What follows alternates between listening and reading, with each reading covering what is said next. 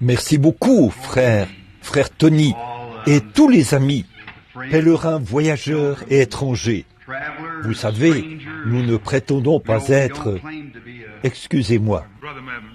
I'd like to say something that happened about 3 years ago. Maybe you don't know about this, but I'd like to get the congregation to know about it. About 3 years ago, I was in a convention in Tulsa, Oklahoma, and I was just praying and fasting, and I was just starving, that some way, somehow, that I could get many, many souls.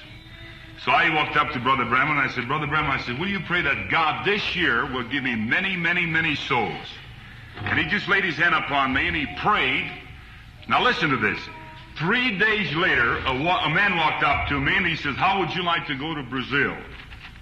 He paid my way all out to Brazil. He bought me a new gospel tent, and I stayed out there for several months. And each day we had between 40 to 50 to 60 feet outside the tent. And God just give us many, many, many souls. So I just want to thank you, and God bless you. Que Dieu vous bénisse, frère.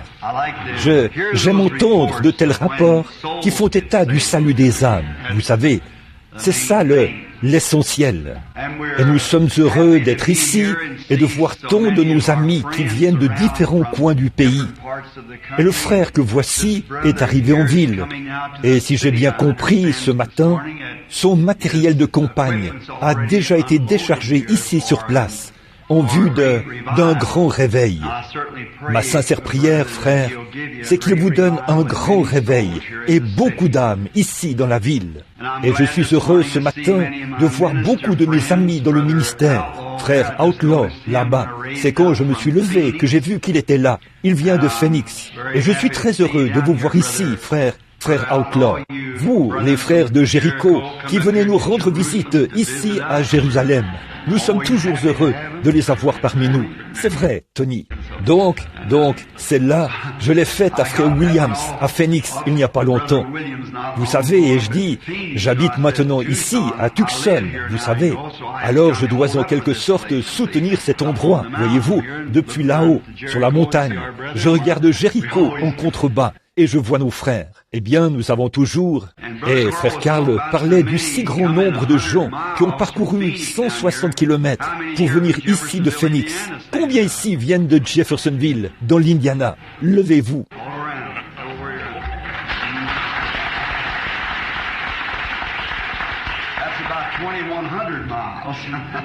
Partout, ici. Ça, c'est presque 3400 kilomètres. Oh, Carl. Je suis vraiment content d'être ici et de jouir de cette merveilleuse lumière du Fils qui brille à l'intérieur. Vous voyez, nous appelons cette ville la ville du soleil. Ça, c'est à l'extérieur. Mais, oh, ce Fils qui est à l'intérieur. Oh, c'est ça qui me comble de joie. J'ai été comblé de bénédictions cette semaine, alors que j'assistais aux réunions de réveil de frère Bethany, que voici, là-bas, aux premières assemblées de Dieu. J'apprécie vraiment ce vaillant soldat de la croix, ses bonnes prédications. Ça m'a fait beaucoup de bien cette semaine. J'ai dit, frère Bethany et moi avons beaucoup de choses en commun. Surtout la manière dont nous séparons nos cheveux, frère Bethany. Ainsi donc, nous pouvons toujours nous reconnaître mutuellement, où que nous soyons. Alors, nous sommes reconnaissants de cette occasion d'être ici avec frère Tony. Je n'arrive pas à prononcer son nom, alors je l'appelle simplement frère Tony. Excusez-moi. On appelait Pierre, et Paul.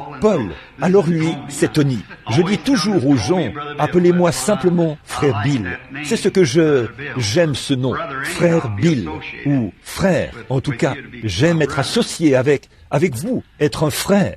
J'ai aimé ce petit déjeuner. La seule chose, c'est qu'il n'y avait pas assez de mélasse. Je n'en avais pas suffisamment. J'en ai pris de mon fils et nous avons tout mangé. Puis j'en ai pris de leur frère. Il y avait une assiette supplémentaire. Et malgré tout, je n'ai pas eu assez de mélasse. Vous savez, je suis baptiste. Je ne crois pas à l'aspersion. J'aime vraiment les baptiser. J'aime avoir beaucoup de mélasse. J'ai pris le sucrier et il n'en reste plus grand-chose. Il me fallait les sucrer un peu, vous savez. Je me rappelle, là-bas dans le sud, je crois que c'était en Alabama, j'étais avec les baptistes missionnaires. J'étais là-bas à tenir une réunion de réveil. J'étais dans une petite véranda protégée par une moustiquaire à l'extérieur. Et il y avait une vieille sœur de couleur. Elle a dit, vous savez, j'avais prêché énergiquement la veille et j'avais beaucoup de difficultés à me lever le lendemain matin. Et elle m'a appelé et je me souviens que j'étais resté éveillé assez longtemps pour l'entendre dire « Hé, pasteur !» Elle a dit « Venez donc, mon cher, c'est déjà la 4e fois depuis ce matin que je remets vos crêpes au feu. » Elle avait remis ses crêpes au feu 4 fois. Je les aime vraiment. Voici une petite histoire que je connais. Ici, nous sommes dans la communion fraternelle, vous savez. Le brave frère Bosworth. Combien ont connu le docteur Bosworth? C'était un très bon ami à moi. Une fois, il s'est adressé à moi, il a dit, « Frère Branham, savez-vous ce que signifie la communion fraternelle? En anglais, fellowship ?» Et j'ai dit, je pense que oui, docteur. Il a dit, c'est 2 personnes dans un même bateau. Vous savez, c'est ce dont il s'agit. Il s'agit là d'une communion étroite, pas restreinte, une communion étroite les uns avec les autres. Je me souviens qu'un jour, là, pendant que je pense aux crêpes, c'est comme ça qu'on les appelle ici dans le sud, frère Bethany, des crêpes. Donc j'étais à une petite partie de pêche, là-haut dans le nord du New Hampshire. C'est l'habitat des truites fardées et des truites de ruisseau. Et je transportais une petite tente sur mon dos. J'avais marché en transportant du matériel sur mon dos vers un lieu qui était à environ 1 jour et demi de marche, là où aucun novice ne pouvait s'aventurer. J'étais donc là à pêcher des truites. Oh, quel moment je passais! Et j'avais une toute petite tente. Et la veille, dans une petite nappe d'eau, oh, il y avait de belles grosses truites qui se trouvaient là. Et je les attrapais très vite. J'en attrapais une, si je la tuais, alors je la gardais et je la mangeais. Mais d'ordinaire, je les relâchais, si elle n'était pas gravement blessée. Et ma ligne à mouche s'accrochait toujours dans un petit buisson de saule derrière moi. Et je me suis dit, tôt demain matin, j'irai là-bas avec ma hache et je couperai ce buisson de saule. Comme ma petite mouche, Coachman, s'accrochait constamment dans ce buisson de saule. Alors, je me suis levé tôt et je me suis dit, eh bien, je pourrais attraper 1 ou 2 truites pour le petit déjeuner. Et j'étais tout seul.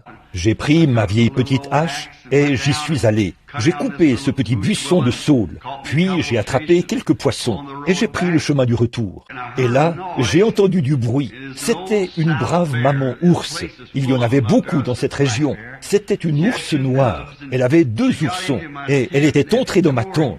Ils l'avaient mise en pièces. Il ne restait plus rien. C'était simplement, ce n'est pas tant ce qu'ils mangent, mais ce qu'ils détruisent. Dès qu'ils entendent le moindre cliquetis, ils sautent sur la chose. Vous savez, mon vieux poil était abîmé. Eh bien, je ne pouvais rien faire d'autre que de rentrer. Et quand la brave maman ours m'a vu arriver, elle s'est enfuie en grommelant pour appeler ses petits. Et l'un d'eux l'a suivi. L'autre n'est pas venu. Eh bien, je me suis demandé pourquoi il ne l'avait pas suivi. Eh bien, j'avais un vieux pistolet rouillé là, dans la tente. Mais l'ours était assis sur ce pistolet. Eh bien, de toute façon, je n'aurais pas abattu cette brave ours et laissé 2 orphelins dans les bois. Alors et c'est sûr que si vous vous attaquez à une brave maman ours qui a des oursons, elle vous griffera certainement. Vous savez, elle devient en quelque sorte agressive quand qu'elle pense que vous voulez vous en prendre à ses oursons. Donc, ce petit était assis là. C'était un tout petit ourson. Il avait l'air de peser environ 9 kilos, entre 7 et 9 kilos. C'était tout au début. Ça ne faisait pas longtemps que leur hibernation était terminée. Et ce petit avait le dos tourné à moi. Il était tout courbé, comme ceci. Eh bien, me suis-je dit, qu'est-ce qui captive autant ce petit? La brave maman ours et l'autre ourson se tenaient plus loin, et elle n'arrêtait pas de grommeler pour qu'il les rejoigne. Mais il ne faisait aucun cas d'elle. Je me suis dit, qu'est-ce qu'il a, ce petit? J'ai repéré un arbre où je pouvais me réfugier si elle s'en prenait à moi. Alors, je me suis dit, il faut que je voie ce qui fascine tant ce petit. D'habitude, il s'enfuit. Alors, j'ai continué à faire le tour en la tenant à l'œil, jusqu'à ce que je me retrouve sur le côté. Et vous seriez surpris de savoir ce qu'il faisait. Ce petit s'était emparé de mon bocal de mélasse. qui contenait près de 2 litres de mélasse. Et il en avait fait sauter le couvercle. Ils aiment ce qui est sucré de toute façon, vous savez. Il ne savait pas comment boire cela. Alors, il plongeait simplement sa petite patte là-dedans, puis il la léchait, comme ceci, vous savez, quand il la ramenait vers lui. Et il ne pouvait pas. Je lui ai crié après, j'ai dit, « File d'ici !» Et il s'est retourné. Il n'arrivait pas à ouvrir les yeux. Il avait de la mélasse dans les yeux, vous savez. Il regardait, vous savez. Et il avait nettoyé ce bocal et c'était propre au possible. Je me suis tenu là et j'ai ri. Et tout ce temps, je n'avais pas d'appareil photo pour en prendre une photo, voyez-vous. Et il était là. Puis, quand il a eu fini de bien lécher cela, vous savez, de vraiment bien lécher tout le bocal, il est allé vers sa brave mère et son jeune frère. Et ils ont léché ce petit. Alors je me suis dit, ça, c'est comme une bonne réunion pentecôtiste à l'ancienne mode, quand on plonge les mains jusqu'au coude dans le pot de miel, et que par la suite, on va en parler à quelqu'un d'autre, et on les laisse nous lécher pendant un moment. Vous savez, c'était tout simplement une bonne réunion où on se régale. Vous savez, c'est, à mon avis, ce que faisait ce petit ours. Eh bien, aussi longtemps qu'il léchait la mélasse, il n'y avait en lui aucune condamnation, vous savez. C'est donc comme ça qu'on se sent dans une bonne réunion à l'ancienne mode. Il n'y a pas à être guindé, il n'y a pas à être quoi que ce soit. On ne fait que s'asseoir là et lécher. C'est tout.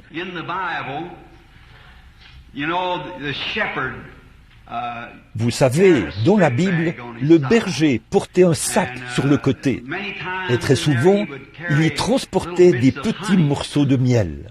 Et quand il arrivait qu'une de ses brebis soit malade, le berger allait verser un peu de ce miel sur un rocher de calcaire. Et les brebis aussi aiment ce qui est sucré, vous savez. Elle y allait donc, la brebis, et se mettait à lécher ce rocher. Ce qu'elle léchait, c'était le miel, mais tout en léchant le miel, elle avalait du calcaire. Et c'est ce calcaire qui aidait à sa guérison. J'ai ici un sac rempli de miel, et je vais en mettre sur ce rocher, Jésus-Christ. Et vous, les brebis, commencez à lécher maintenant. Je suis sûr que ça guérira tous nos maux, si seulement nous léchons le rocher des âges. Et il s'occupera certainement du reste. Il est le guérisseur de nos malaises physiques et spirituels. Il est le lys de la vallée. Et dans le lys, il y a de l'opium. Et l'opium règle toutes les situations. Ça vous met dans un état second. Et c'est ce que fait le Saint-Esprit quand il vient. Il vous met dans un état d'insouciance. Et alors, vous ne vous souciez pas de savoir qui est assis à côté de vous ou quoi que ce soit d'autre. À ce moment-là, il faut que vous relâchiez la pression. C'est tout. Je me souviens de la fois où une petite fille a été remplie du Saint-Esprit et elle était une jeune méthodiste. Elle donnait un témoignage. Je n'oublierai jamais cette manière primitive qu'elle avait de s'exprimer. Ce n'était pas pire que ce que moi-même je fais. Et elle a dit, « Eh bien, je veux louer le Seigneur pour ce Saint-Esprit. » Elle a dit, « Si c'était mieux que ça, j'éclaterais. » J'aime ces réunions que l'on organise à l'occasion de la convention des hommes d'affaires du plein évangile.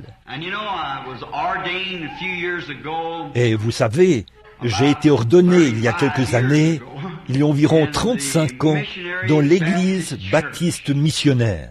Et là, pendant des années, j'ai essayé d'être un fidèle ministre de l'Évangile et fidèle à tout ce qui, à ma connaissance, était juste. Puis, après que j'ai eu la grande vision, je n'avais jamais entendu parler du pentecôtisme. J'avais entendu dire qu'il y avait une bande d'exaltés en ville qui bavait par terre et tout. Eh bien, je n'avais jamais prêté attention à ça.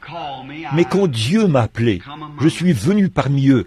Et j'ai simplement, il m'a alors semblé que ce qu'il y avait dans mon cœur, ce désir ardent de quelque chose qui m'animait, avait trouvé ce qui lui allait comme un gant. C'est vraiment la chose juste, et j'ai vraiment apprécié ça. Quand je suis venu parmi les frères, j'ai constaté que chez eux aussi, c'était comme chez nous, les baptistes. Ils étaient divisés en tellement d'organisations différentes. Oh, il y en avait de toutes sortes. Certains montaient un chameau à une bosse, d'autres un chameau à 2 bosses, d'autres un chameau à 3 bosses, et d'autres pas de bosse du tout. Mais, vous savez, je me suis dit, je ne ferai partie d'aucun groupe en particulier, parce qu'on m'identifierait à ce seul groupe. Je me tiendrai donc simplement entre eux, et je dirais, nous sommes frères.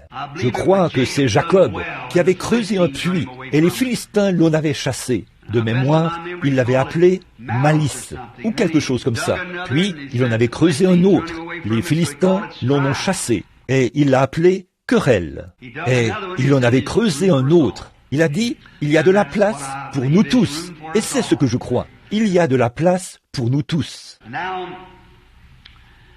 Ainsi donc, la seule chose dont je fais partie depuis que je suis dans le mouvement du plein évangile, je suis l'un de vous. Et, à mon avis, c'est ce qu'il y a de plus proche du ciel. S'il y a quelque chose qui est plus proche encore, je tâcherai de trouver cela. Mais c'est ceci que j'ai trouvé et j'aime ceci. Je m'en tiendrai à ceci jusqu'à ce que quelque chose de mieux arrive. Et je m'attends à ce que quelque chose de mieux arrive. Comme Pierre l'a dit, le jour de la Pentecôte, il a dit, ceci, c'est cela. Et si ceci n'est pas cela, alors je garderai ceci jusqu'à ce que cela arrive. Alors, je vais simplement m'en tenir à ceci, parce que c'est très bien. Puis j'ai vu que ces hommes d'affaires chrétiens, ces hommes d'affaires du plein évangile, avaient adopté à peu près la même position, dans la brèche, entre les belles grandes organisations des églises, pour essayer de créer un pont pour quelque chose, c'est-à-dire amener la communion fraternelle, pour combattre, non pas dans le but de démolir quelque organisation que ce soit, ou de faire en sorte que tous entrent dans une seule organisation, mais simplement pour amener la communion fraternelle. Et c'est pour cette raison que je me suis joint à vous. Et ceci, c'est la seule organisation dont je fais partie, l'association des hommes d'affaires du plein évangile. Parce qu'elle essaye de faire ce que je pense être, ce qui pourrait rendre un grand service à Dieu et à son Église, pour que règne parmi nous ce sentiment que nous ne sommes pas séparés. Nous sommes frères et nous avons tous reçu le même Saint-Esprit. Maintenant, Dieu vous a donné le Saint-Esprit, il a aussi donné le Saint-Esprit à l'autre personne. C'est comme le groupe des Branham. J'ai 9 frères et il y en a qui sont gros et petits, grands et minces, et moi, je suis monsieur entre deux. Donc, il y en a de toutes sortes. Certains ont les cheveux blonds, d'autres ont les cheveux noirs, et d'autres, rien du tout. Et là encore, je suis monsieur entre deux. Mais alors, dans tout ça, nous restons des frères. Nous avions l'habitude d'aller dans la cour de derrière, quand nous nous battions. Mais quand nous nous retrouvions dans la cour avant, et que quelqu'un s'attaquait à un Branham, c'était vraiment dommage pour lui. C'est donc ainsi que nous devrions être, à mon avis. Voyez-vous, parfois, Dieu fait des choses qui, de notre point de vue, ne semblent pas correctes. Mais toutefois, si c'est Dieu qui le fait, disons simplement Amen. C'est Dieu qui le fait de toute façon, voyez, et nous attendons impatiemment ce moment où j'étais assis là dimanche soir dernier, pendant le service, alors que frère Bethany prêchait sur la marque de la bête. Et cet homme a relevé un point capital qui a rempli mon âme de joie. Il a dit que plus loin sur le chemin, quelque chose de plus grand nous attend, ou quelque chose comme ça, quelque chose que Dieu est sur le point de faire.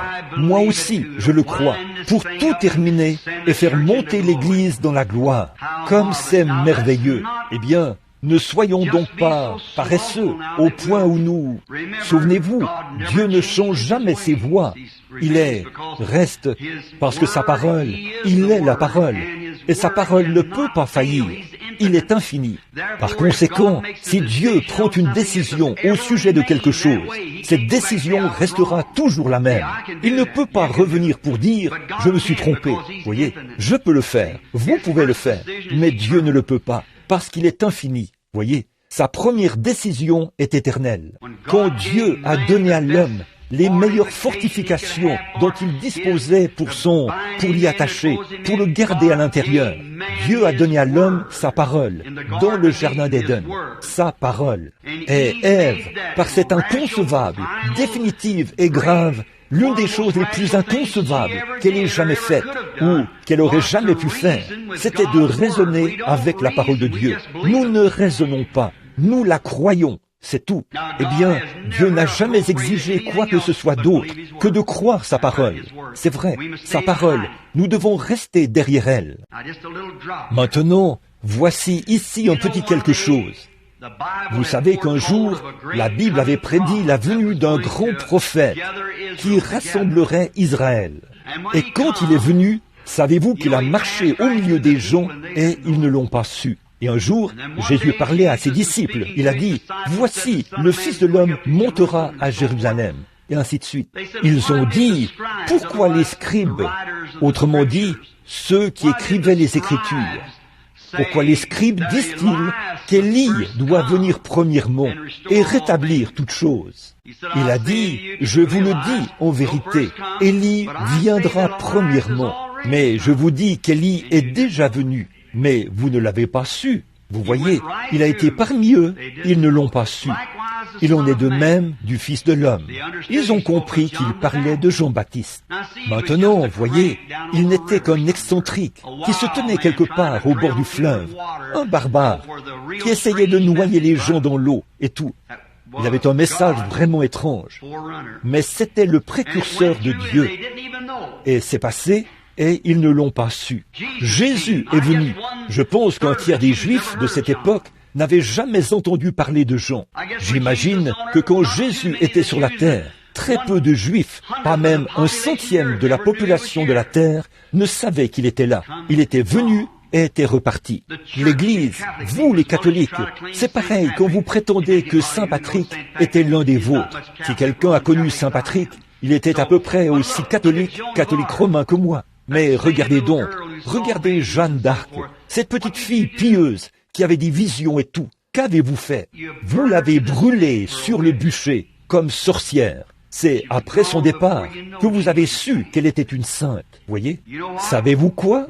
Ne serait-ce pas horrible? Car Jésus a dit, ce qui arriva du temps de Noé arrivera de même à l'avènement du Fils de l'homme, où 8 personnes furent sauvées à travers l'eau. Qu'en serait-il si l'enlèvement avait lieu aujourd'hui et qu'il en prenait 2 à Tucson, 1 à Phoenix et partout ailleurs dans le monde, comme ce sera le cas lors de l'enlèvement universel. Et ceux qui ressusciteront d'entre les morts iront discrètement à sa rencontre dans les airs. Ce sera là quelque chose de mystérieux. Et alors, un de ces jours, le jugement frappe la terre. Vous dites, eh bien, l'enlèvement ne devait-il pas avoir lieu premièrement? Cela s'est déjà produit et vous ne l'avez pas su.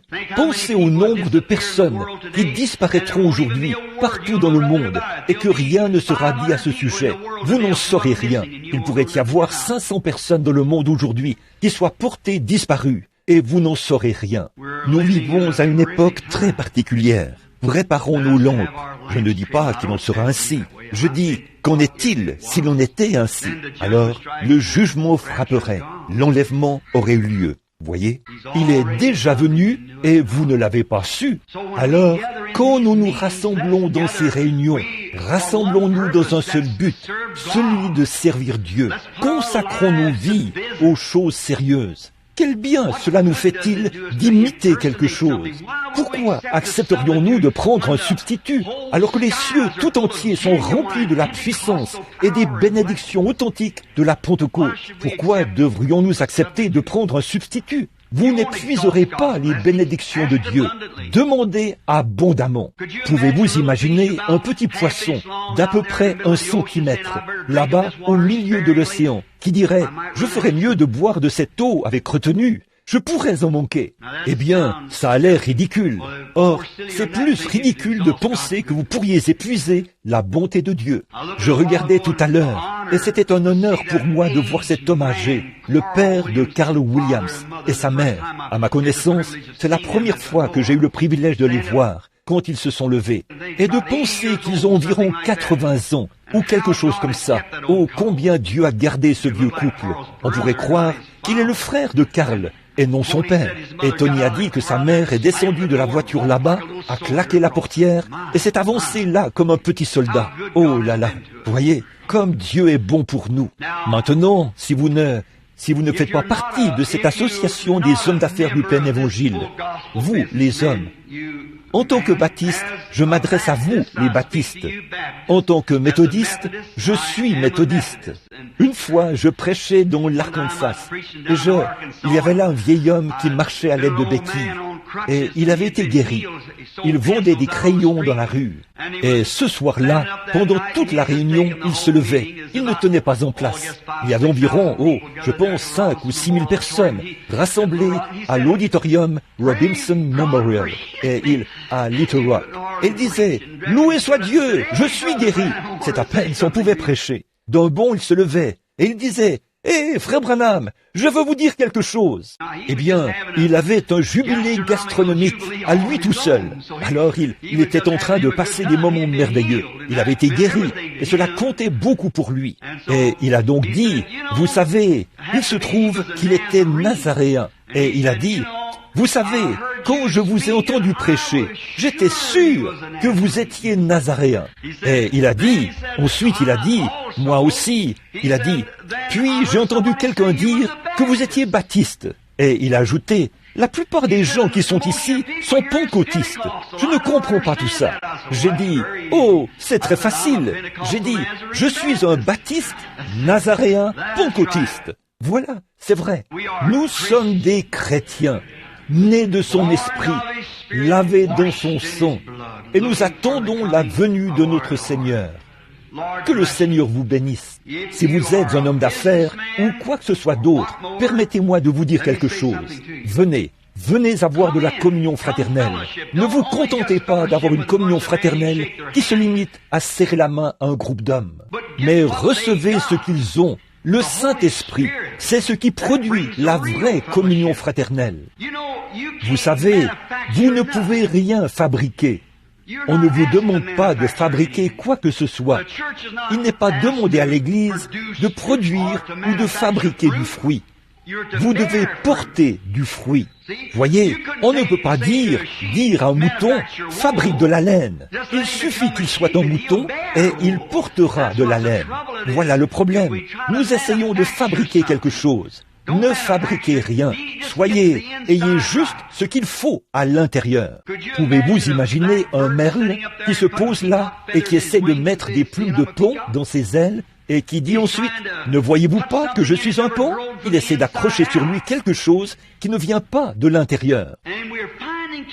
Et on voit trop de ces choses dans nos groupes pentecôtistes. Soyons de vrais pentecôtistes authentiques et nés de nouveau. Je dirais maintenant que c'est la seule chose que j'ai jamais trouvée de ce côté-ci du ciel qui me donne l'assurance que mes péchés ont disparu et que je suis né de l'Esprit de Dieu. C'est à ce moment-là que l'on a en soi quelque chose, une ancre qui tient bon. Eh bien, je n'avais pas l'intention de prendre autant de votre temps. Je sais que vous devez partir. Et je suis un peu comme l'un de ces frères intarissables. Il me faut environ 1 heure pour commencer, puis je prêche environ 2 heures. Et ensuite, il me faut environ 3 heures pour m'arrêter. Bon, par contre, je n'irai pas à de tels extrêmes ce matin. Eh bien, nous apprécions le fait que vous soyez venus. Je vis maintenant ici à Tucson, ici dans la bonne vieille Jérusalem. Et frère Tony, si le Seigneur le veut, je serai là de temps en temps pour donner un coup de main et assister à toutes vos réunions de réveil. À vous les frères dans le ministère, je ne suis pas venu ici pour construire une église.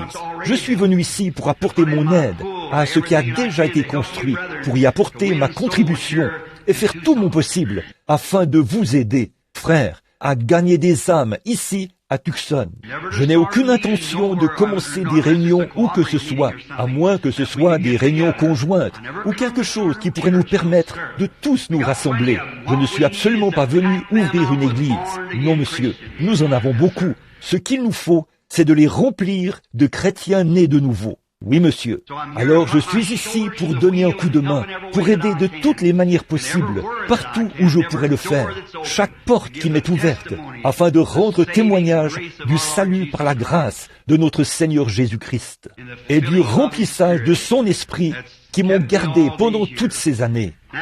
Bon, bien des fois, j'ai vu Tony tout à l'heure. Il a dit, « Frère Branham, je dois noter ce que je voudrais dire. » C'est pareil pour moi. Vous savez, quand on vieillit un peu, on ne pense plus comme avant.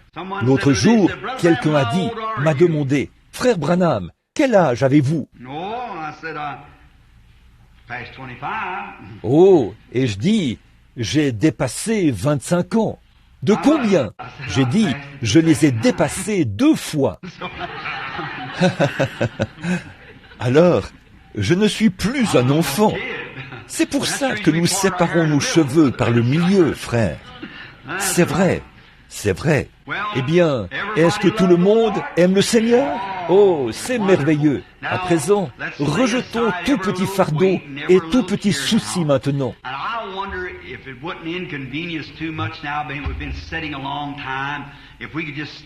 Et comme nous sommes assis là depuis un long moment, je me demande si ça ne nous dérangerait pas trop de bien vouloir nous lever juste un instant pour prier. Ainsi donc, pendant que vous êtes debout, je vais lire un chapitre ou un verset de la Bible, tandis que vous écoutez attentivement, si vous le voulez bien. Je vais lire dans le livre de l'Apocalypse de Jésus-Christ, chapitre 3, à partir du verset 14. Écris à l'ange de l'église de Laodicée, voici ce que dit l'Amen, le témoin fidèle et véritable, le commencement de la création de Dieu. Je connais tes œuvres, tu n'es ni froid ni bouillant. Puisses-tu être froid ou bouillant? Ainsi, parce que tu es tiède, que tu n'es ni froid ni bouillant, je te vomirai de ma bouche. Parce que tu dis, je suis riche, me suis enrichi, je n'ai besoin de rien. Et parce que tu ne sais pas que tu es malheureux, misérable, pauvre, aveugle et nu. Je te conseille d'acheter de moi de l'or éprouvé par le feu, que tu deviennes riche, et des vêtements blonds, afin que tu sois vêtu, et que la honte de ta nudité ne paraisse pas, et un collier pour moindre tes yeux, afin que tu vois. Moi, je reprends et je châtie tous ceux que j'aime. Aie donc du zèle et repens-toi. Voici, je me tiens à la porte et je frappe. Si quelqu'un entend ma voix et ouvre la porte, j'entrerai chez lui, je souperai avec lui et lui avec moi. Celui qui vaincra, je lui donnerai de s'asseoir, le ferai asseoir avec moi sur mon trône, comme moi aussi j'ai vaincu et me suis assis avec mon Père sur son trône. Que celui qui a des oreilles entende ce que l'Esprit dit aux églises. Avec nos têtes inclinées et nos cœurs aussi, prions. Seigneur Jésus, nous te remercions ce matin. Ô notre noble et bienveillant Dieu, toi qui as ressuscité le Seigneur Jésus d'entre les morts et qui nous l'as présenté ce matin sous la forme du Saint-Esprit qui courtise nos cœurs afin que nous ayons une marche plus intime avec lui. En effet, nous voyons que le jour tire à sa fin. Le jour du temps disparaîtra bientôt pour céder place à l'éternité. Nous nous approchons du rivage. Nous pouvons entendre les vagues qui déferlent. Ô Dieu, c'est une heure dangereuse, comme nous le lisons ici, ce dernier rail de l'Église, Laodicée, où nous nous approchons du rivage. Les richesses et les choses de ce monde ont aveuglé les yeux des gens. Oh, nous prions, ô Dieu, que notre ancre s'accroche au rocher des âges et y reste jusqu'à l'aube. Accorde-le, Seigneur. Bénis ce mouvement de Dieu que l'on appelle le chapitre des hommes d'affaires du plein évangile. Nous te prions de bénir ce chapitre ici à Tucson.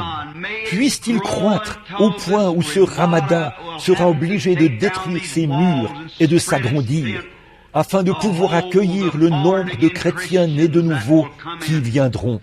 Accorde-le. Bénis le frère qui vient pour tenir des réunions de réveil sous la tente en ville. Puisse cela être un outil qui contribuera à faire entrer des âmes dans ces églises et dans le royaume de Dieu. Bénis frère Bethany, là-bas à la première assemblée, alors qu'il y poursuit son grand travail pour le royaume de Dieu, Seigneur.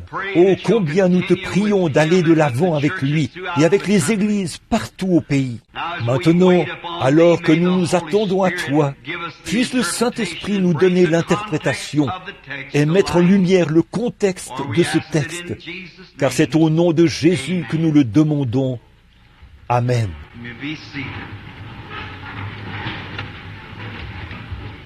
Vous pouvez vous asseoir. Vous êtes-vous déjà arrêté un instant pour penser que ceci pourrait être la toute dernière fois que nous nous rencontrons tous ensemble? Savez-vous que parmi nous qui sommes là, si nous revenons lors de la prochaine réunion, il se peut que certains d'entre nous ne soient plus de ce monde. Nous ne savons pas ce qui peut arriver. Alors c'est peut-être la dernière fois que nous nous rassemblons comme ceci, en tant que groupe, que nous nous côtoyons et que nous mangeons ensemble sur cette terre. Mais souvenez-vous, il viendra un temps où nous nous rencontrerons de nouveau.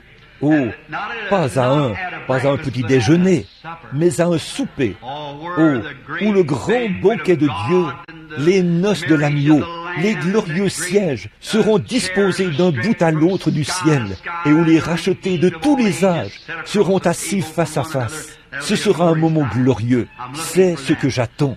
Bon, ce matin, je vais prendre un sujet dont je veux vous parler pendant quelques instants. Si cela m'est possible, je ne vous retiendrai pas plus longtemps qu'il faut. Je veux parler. J'ai ici quelques passages de l'Écriture et quelques notes à partir desquelles j'aimerais parler pendant quelques instants sur le sujet « Une porte à l'intérieur d'une porte ». Maintenant, ce cadre que nous voyons ce matin dans la lecture de l'Écriture que nous venons de faire est très inhabituel. C'est inhabituel à bien des égards.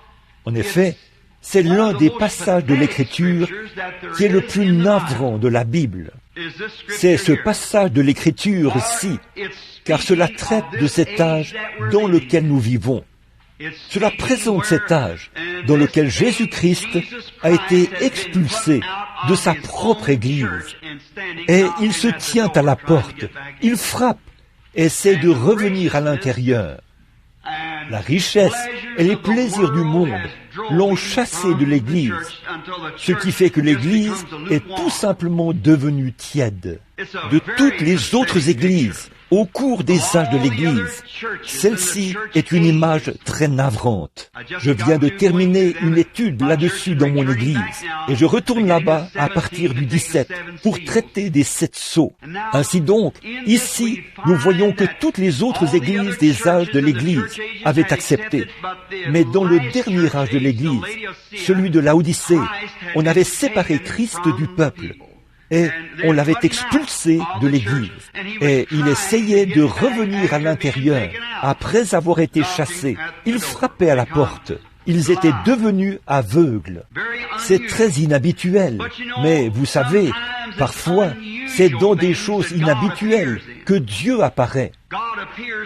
Dieu apparaît dans les choses inhabituelles, parce que Dieu est inhabituel. Il fait des choses inhabituelles. Il apparaît à des moments inhabituels. Et on le voit à des moments inhabituels, à des moments où on ne croirait pas qu'il serait là. Pourtant, il est là, très inhabituel. Il agit de manière mystérieuse, dit la Bible, pour accomplir ses prodiges. Par conséquent, c'est ce qui fait qu'il est inhabituel. Et c'est ainsi, nous suivons la tendance habituelle des choses et nous manquons Dieu. Bien des fois, c'est ce qui est inhabituel qui fait descendre Dieu, les choses inhabituelles. Quelque chose, nous nous attachons tant à un certain credo ou à quelque chose que nous essayons de servir. Et là, si tout ne se passe pas exactement comme nous pensons que cela le devrait, alors nous rejetons cela. Ce n'est pas de Dieu. Nous commettons là une terrible erreur. Dieu se manifeste et ensuite il se cache de la chose même dans laquelle il se manifeste. Voyez, il peut se manifester dans quelque chose, puis se retirer et se cacher. Comme avec la semence, il se manifeste dans une jolie fleur, puis il la laisse pourrir. Mais il se cache afin d'apparaître de nouveau. C'est ainsi que Dieu agit. Il est très inhabituel. Il a des moments inhabituels, des manières inhabituelles. Et parfois, c'est dans des petites choses. Bien des fois, nous manquons de trouver Dieu parce que selon nous, c'est trop petit. Je réfléchissais à ça il y a quelques instants, quand nous parlions du fait que le chapitre est petit, ou du petit nombre de gens que nous avons. Eh bien, j'ai eu le privilège de m'adresser à de grandes foules. À Bombay, en Inde, il y avait 500 000 personnes dans une seule réunion. En Afrique du Sud, peut-être qu'il y avait 250 000 personnes lors d'une seule réunion. Mais là où j'ai passé les moments les plus agréables et les plus bénis, c'est quand nous avions de petites réunions de prière dans des foyers. Dieu est dans les lieux inhabituels et dans les choses inhabituelles. Et comme ce Canadien parlait de mes bons amis du Canada il y a quelques instants, cela m'a rappelé quelque chose. Il y a quelque temps, j'ai eu le privilège de prier pour le roi George, comme vous le savez, alors qu'il souffrait de la sclérose en plaques. Le Seigneur l'a guéri. Il était venu au Canada alors qu'il souffrait encore de cette sclérose en plaques. C'était un brave homme. Toutes les écoles avaient fermé leurs portes quand il est allé à Vancouver pour que les élèves puissent aller porter leur... On leur avait remis de petits drapeaux britanniques qu'ils pouvaient agiter en l'honneur du roi, de la couronne, alors qu'il passait.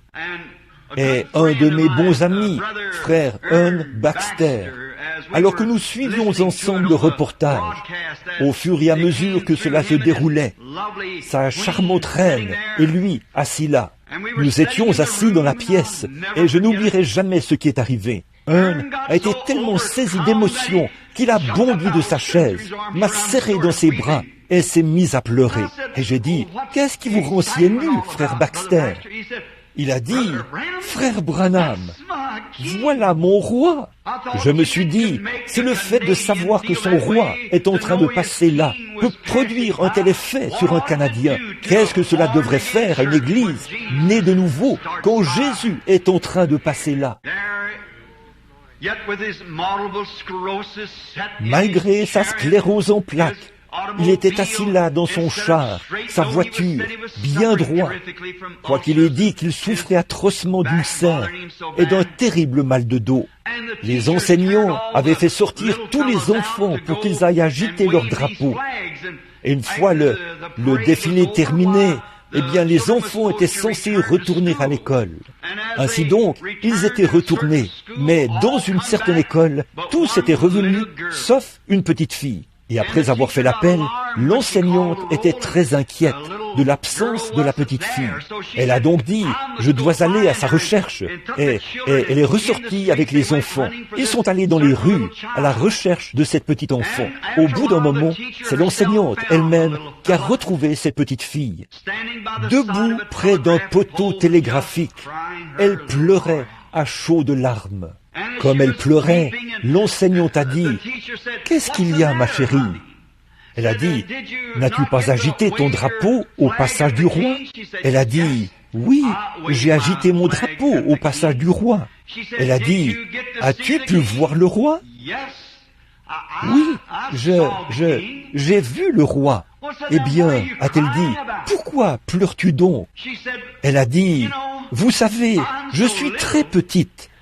J'ai vu le roi, mais lui, il ne m'a pas vu. » Eh bien, il se peut qu'il en soit ainsi quant au roi George ou tout autre roi, mais il n'en est pas ainsi du roi Jésus. Peu importe combien petite est l'assemblée sur laquelle il vous a établi pasteur, ou combien petite semble l'œuvre, si ce n'est que de parler aux laitiers ou aux vendeurs de journaux, il le verra. Vous ne pouvez rien faire pour Jésus sans qu'il le sache. N'oubliez pas, il connaît chaque petite chose que vous faites et il vous en donnera tout le mérite, car c'est pour faire cela que vous avez été désignés. Peu importe combien c'est petit, faites-le quand même. S'il s'agit d'agiter votre petit drapeau, agitez-le. Il est dans cette chose inhabituelle. Il pourrait gagner une âme. Je crois que c'est Dwight Moody. Ou est-ce que je me trompe? Peut-être que ce n'est pas lui. Une sœur âgée avait un fardeau sur le cœur. Elle voulait gagner une âme à Christ. Elle était blanchisseuse. Ça fait 150 ans, je pense. Elle a mis de l'argent de côté jusqu'à ce qu'elle ait économisé $3. Et elle a loué une vieille écurie qui lui a coûté $1 pour la semaine. Elle y est allée, elle a nettoyé elle-même. Elle a pris son bon de lavage et on a fait un hôtel. Puis elle a installé une chaire. Et ce vieux bon de lavage avait encore des traces d'eau savonneuse. Et elle a pris des tracts et elle a commencé à les distribuer. C'était au tout début de ce pays, l'Amérique, et tout le monde regardait ça et le jetait par terre. Elle était méthodiste. Ainsi donc, les gens jetaient cela par terre. Et en ce temps-là, les méthodistes étaient comme les pentecôtistes aujourd'hui. On les considérait comme une bande de fanatiques. Ils étaient étendus par terre dans des écoles. Ils tombaient sous la puissance de Dieu. Et on leur versait de l'eau sur le visage. Et ne me dites pas le contraire. J'ai assisté à leurs réunions, voyez. Et si seulement on les avait laissés tranquilles, au lieu de leur faire un pas en arrière, si on les avait simplement laissés aller de l'avant, ils auraient été pentecôtistes, vous voyez. Mais là, cette pauvre vieille femme distribuait des tracts et père, tout le monde les jetait dans la rue. Et elle était là, à pleurer, parce qu'on l'avait rejetée, alors qu'elle avait mis tant d'efforts pour faire venir un ministre dans la ville, afin qu'il tienne des réunions de réveil. Et ce ministre devait arriver ce soir-là. Elle s'en allait. Et il y avait là un petit garçon qui portait, là-bas dans le sud, on appelle ça des bretelles. Vous savez, il portait des bretelles. Ses cheveux en bataille lui descendaient dans le cou. Il s'est approché et a dit, « Hé, madame, qu'est-ce que vous distribuez ?» Et elle a dit, « C'est un tract, mon chéri, a-t-elle dit. »« Eh bien, a-t-il dit, je ne sais pas lire. » Il a dit, « Ça parle de quoi ?» Elle a dit, « Eh bien, nous aurons une réunion à l'ancienne écurie ce soir. » Il a dit, « Merci, puis-je en avoir un ?» a-t-il dit. « Oui. » Et il l'a mis dans sa poche. À la réunion ce soir-là, savez-vous qui était là? Ce brave et fidèle pasteur et la dame. Ce sont les seuls qui étaient à la réunion. Le brave vieux soldat, peu lui importait qu'il y en ait un seul ou 1000. Il a pris son texte, s'est tenu là et a prêché à la dame, aussi fidèlement qu'il l'aurait fait devant 10 000 personnes. Qui est-ce qui s'est présenté à la porte? Le pas mal assuré, vers le début de la prédication, nul autre que ce petit garçon, aux cheveux en bataille. Ce soir-là, il s'est retrouvé à l'hôtel. Si je ne me trompe pas, c'était le petit Dwight Moody qui a envoyé un demi-million d'âmes à Christ. Voyez, oh là là, que de grandes réunions avaient cours, des choses qui en mettaient plein la vue. Voyez, Dieu est dans les choses inhabituelles. Dieu apparaît de manière inhabituelle. Gardez bien cela à l'esprit. Maintenant, je n'arrive pas à me souvenir de l'artiste qui a peint ce tableau de Jésus qui frappe à la porte. C'est un artiste grec. Je n'arrive pas à me souvenir du nom de cet homme en ce moment. Mais il avait passé pratiquement toute sa vie à peindre ce tableau. Et voyez-vous, avant qu'il puisse être exposé au Panthéon, il doit d'abord passer par la galerie des critiques. Tout grand tableau suit obligatoirement ce processus. Il doit passer par la critique. Oh, comme j'aurais souhaité avoir ce quelque chose qu'il faut pour présenter ça à cet auditoire ce matin.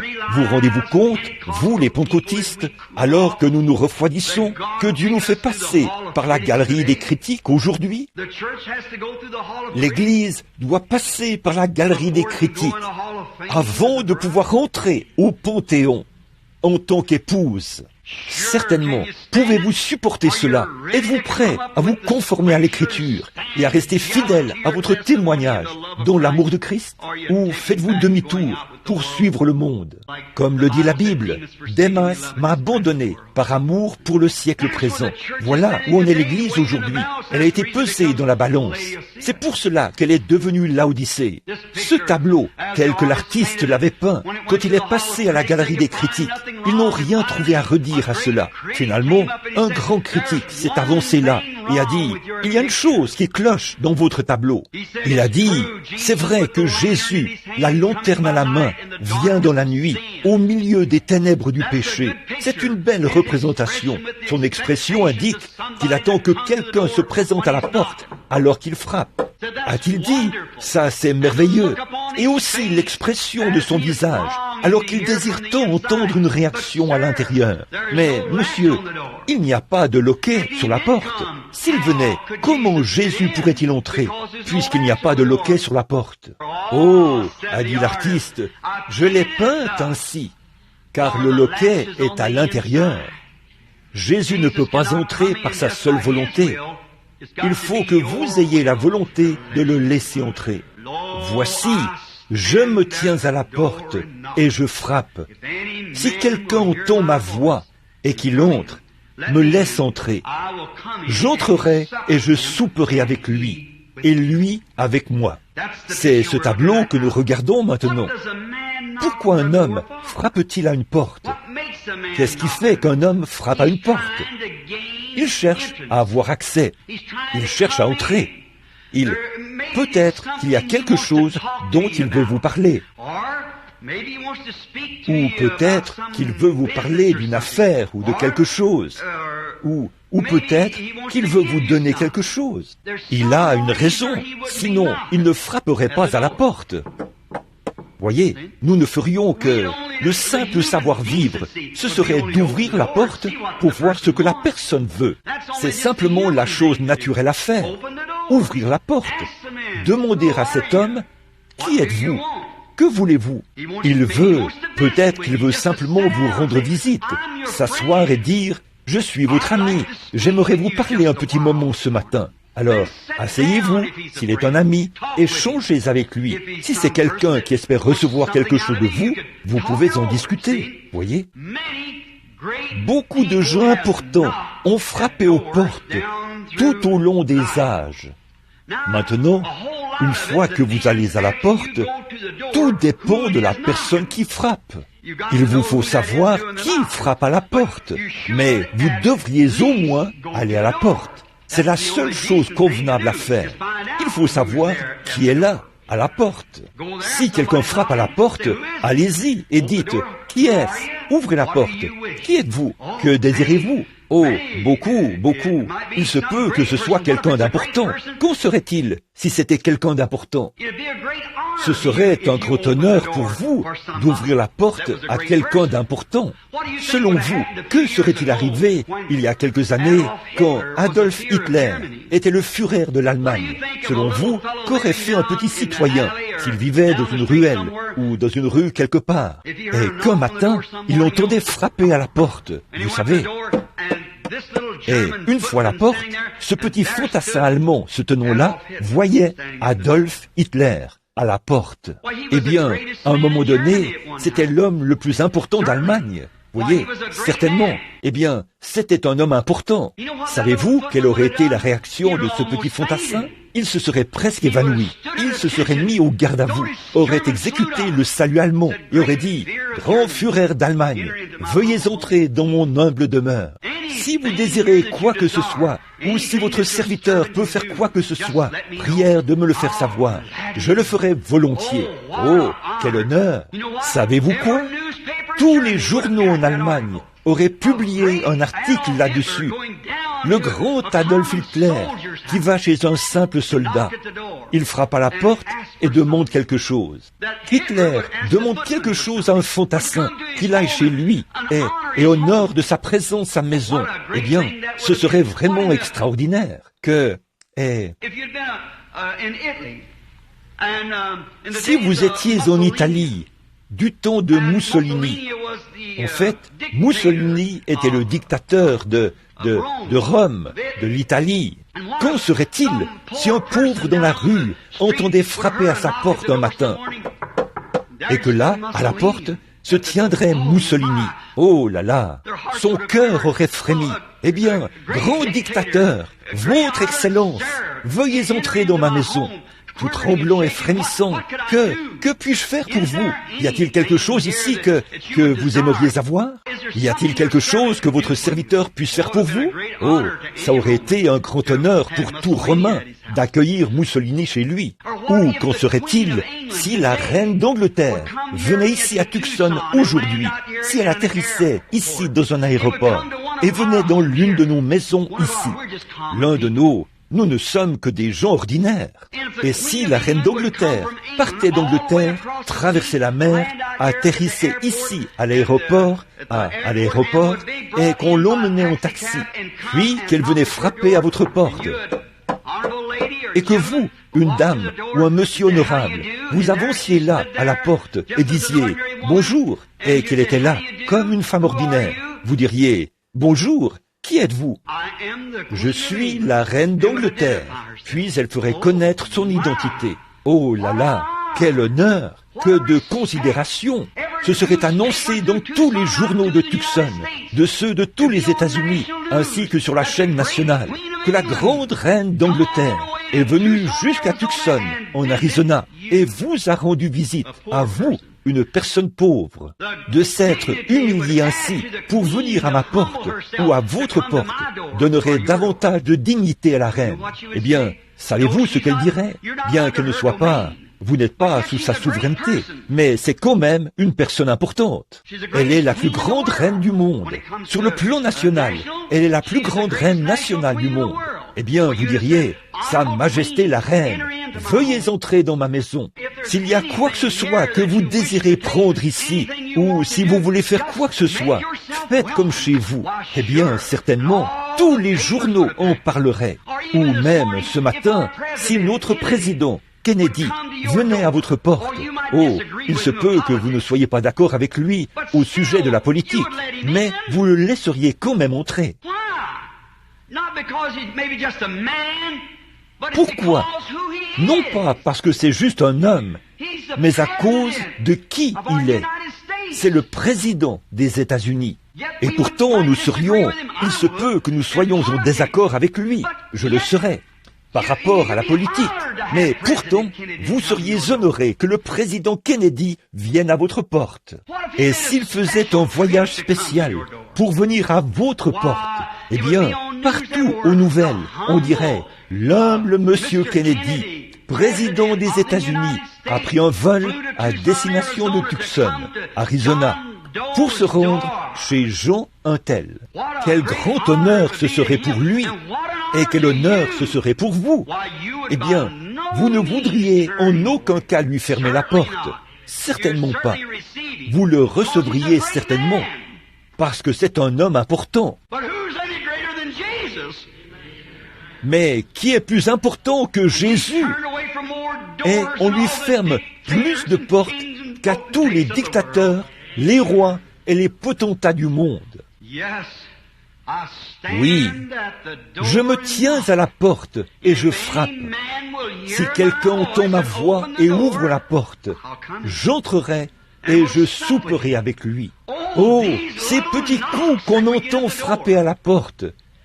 Bien des fois, Jésus frappe à la porte de notre cœur. Voilà où en est l'Église aujourd'hui. Ces petits coups, vous les ressentez sans doute en ce moment même. Qu'est-ce que c'est? C'est Jésus qui essaie d'entrer, d'avoir accès à la porte de votre cœur. Il veut vous parler un petit moment. Et si vous pouvez honorer le président, qu'en est-il de Jésus? Si pour rien au monde, vous ne fermeriez la porte au président, comment donc pouvez-vous fermer la porte à Jésus? Le président n'est qu'un homme. Il doit mourir. Mais Jésus est votre Dieu. Il est votre juge. Non seulement cela, mais celui-là même qui sera votre juge est en ce moment votre sauveur. Maintenant, le président pourrait vouloir vous ordonner de vous engager dans l'armée. Il pourrait vous ordonner de faire quelque chose d'horrible. Il pourrait vous ordonner ou vous enlever quelque chose, vous enlever vos enfants ou quelque chose pour en faire ses serviteurs ou quelque chose de ce genre. Il pourrait faire quelque chose comme ça. Mais Jésus ne veut pas ça. Il veut vous donner quelque chose. C'est pour ça qu'il frappe à la porte. Il a quelque chose pour vous. Il n'y a rien qui puisse être plus grand que ce qu'il veut vous donner. Le Saint-Esprit. Il veut vous donner la vie éternelle. Qu'en est-il si le président disait « Je viens vous chercher et j'en ai l'autorité pour faire de vous le président des États-Unis ». Vous vous serez obligé de céder cette position à un moment donné. Et si la reine voulait faire de vous la reine d'Angleterre, et que c'est vous qui portiez la couronne, vous seriez obligé de la céder. Mais Jésus nous donne une couronne de vie que nous ne cédons jamais, une couronne incorruptible de sa gloire.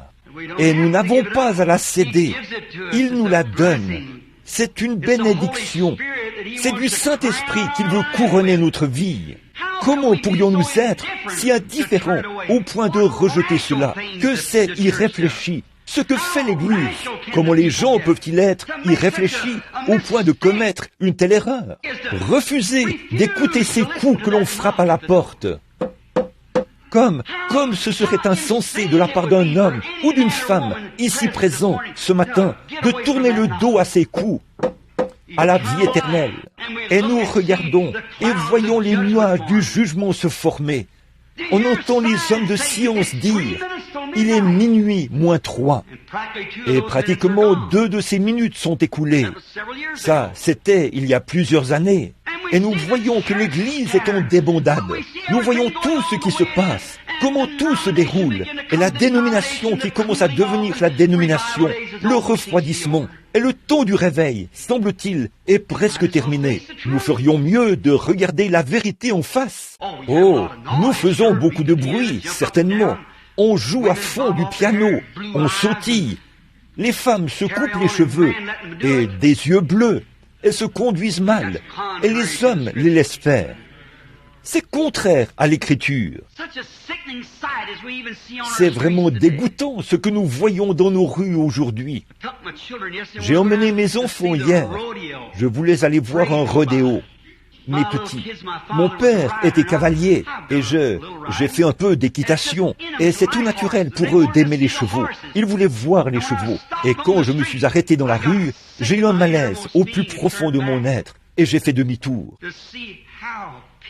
Quand j'ai vu comment aujourd'hui les gens essayent de vivre dans le passé, ils essayent de faire vivre quelque chose du passé. Nous vivons dans un monde en mutation. Les choses changent constamment dans ma région. Je suis du Kentucky, vous savez, de naissance. C'est là que vivent presque tous les miens. Là, ils ont la vallée de Renfrew. Ils essayent d'imiter les montagnards.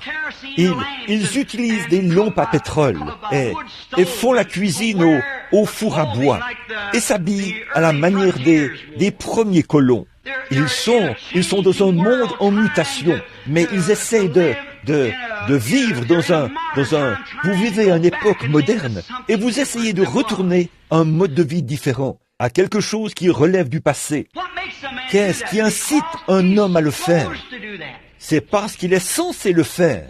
Mais alors, quand on essaie de leur apporter un évangile qui ne change jamais, ils n'en veulent pas. Ils veulent quelque chose de moderne et au goût du jour.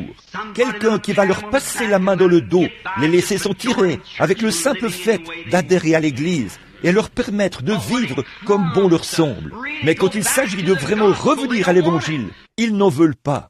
Cette chose même qui en eux soupire après le passé, c'est l'Évangile. Et ils essayent de satisfaire cette soif par un retour aux sources dans le naturel et refusent de le faire dans le spirituel. Voyez-vous comment le diable présente aux gens un Évangile à l'envers? Sans manquer d'égard envers mes sœurs.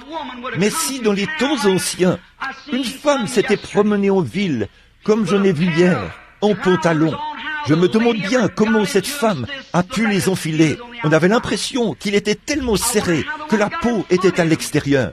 Je me suis demandé comment cette femme a pu passer le pied. Et elle se promenait dans la rue. Alors que la Bible dit, celle qui met un vêtement d'homme est une abomination aux yeux de Dieu. Et quant à tout ce bleu qu'elle avait tout autour des yeux, si elle était passée par une ville du Far West, le vieux médecin l'aurait envoyée à l'hôpital et il aurait mis la ville en quarantaine à cause de cette maladie. Car une femme était en état de décomposition avant de mourir. C'est vrai, quelle maladie! Voyons donc vous essayez de retourner à ce mode de vie passé, mais quand l'évangile du Saint-Esprit, à l'ancienne mode frappe, vous le refusez, et il est comme au jour de la Pentecôte, avec les mêmes attributs qu'il avait, pour nous purifier et faire de nous de nouvelles créatures. Nous vivons dans les ombres, et l'Église est dans cet âge de Laodicée. Elle est riche, elle n'a besoin de rien. Eh bien, nous, les pentecôtistes, nous ne pouvons pas trop crier après les baptistes et les méthodistes, parce que la poêle ne peut pas se moquer du chaudron, vous savez. Donc, nous avons fait la même chose. Eh bien, c'est vrai. Et voici, je me tiens à la porte et je frappe. Et si quelqu'un, maintenant souvenez-vous, la Bible dit que dans cet âge-ci, il était à l'extérieur de l'Église et il essayait d'entrer.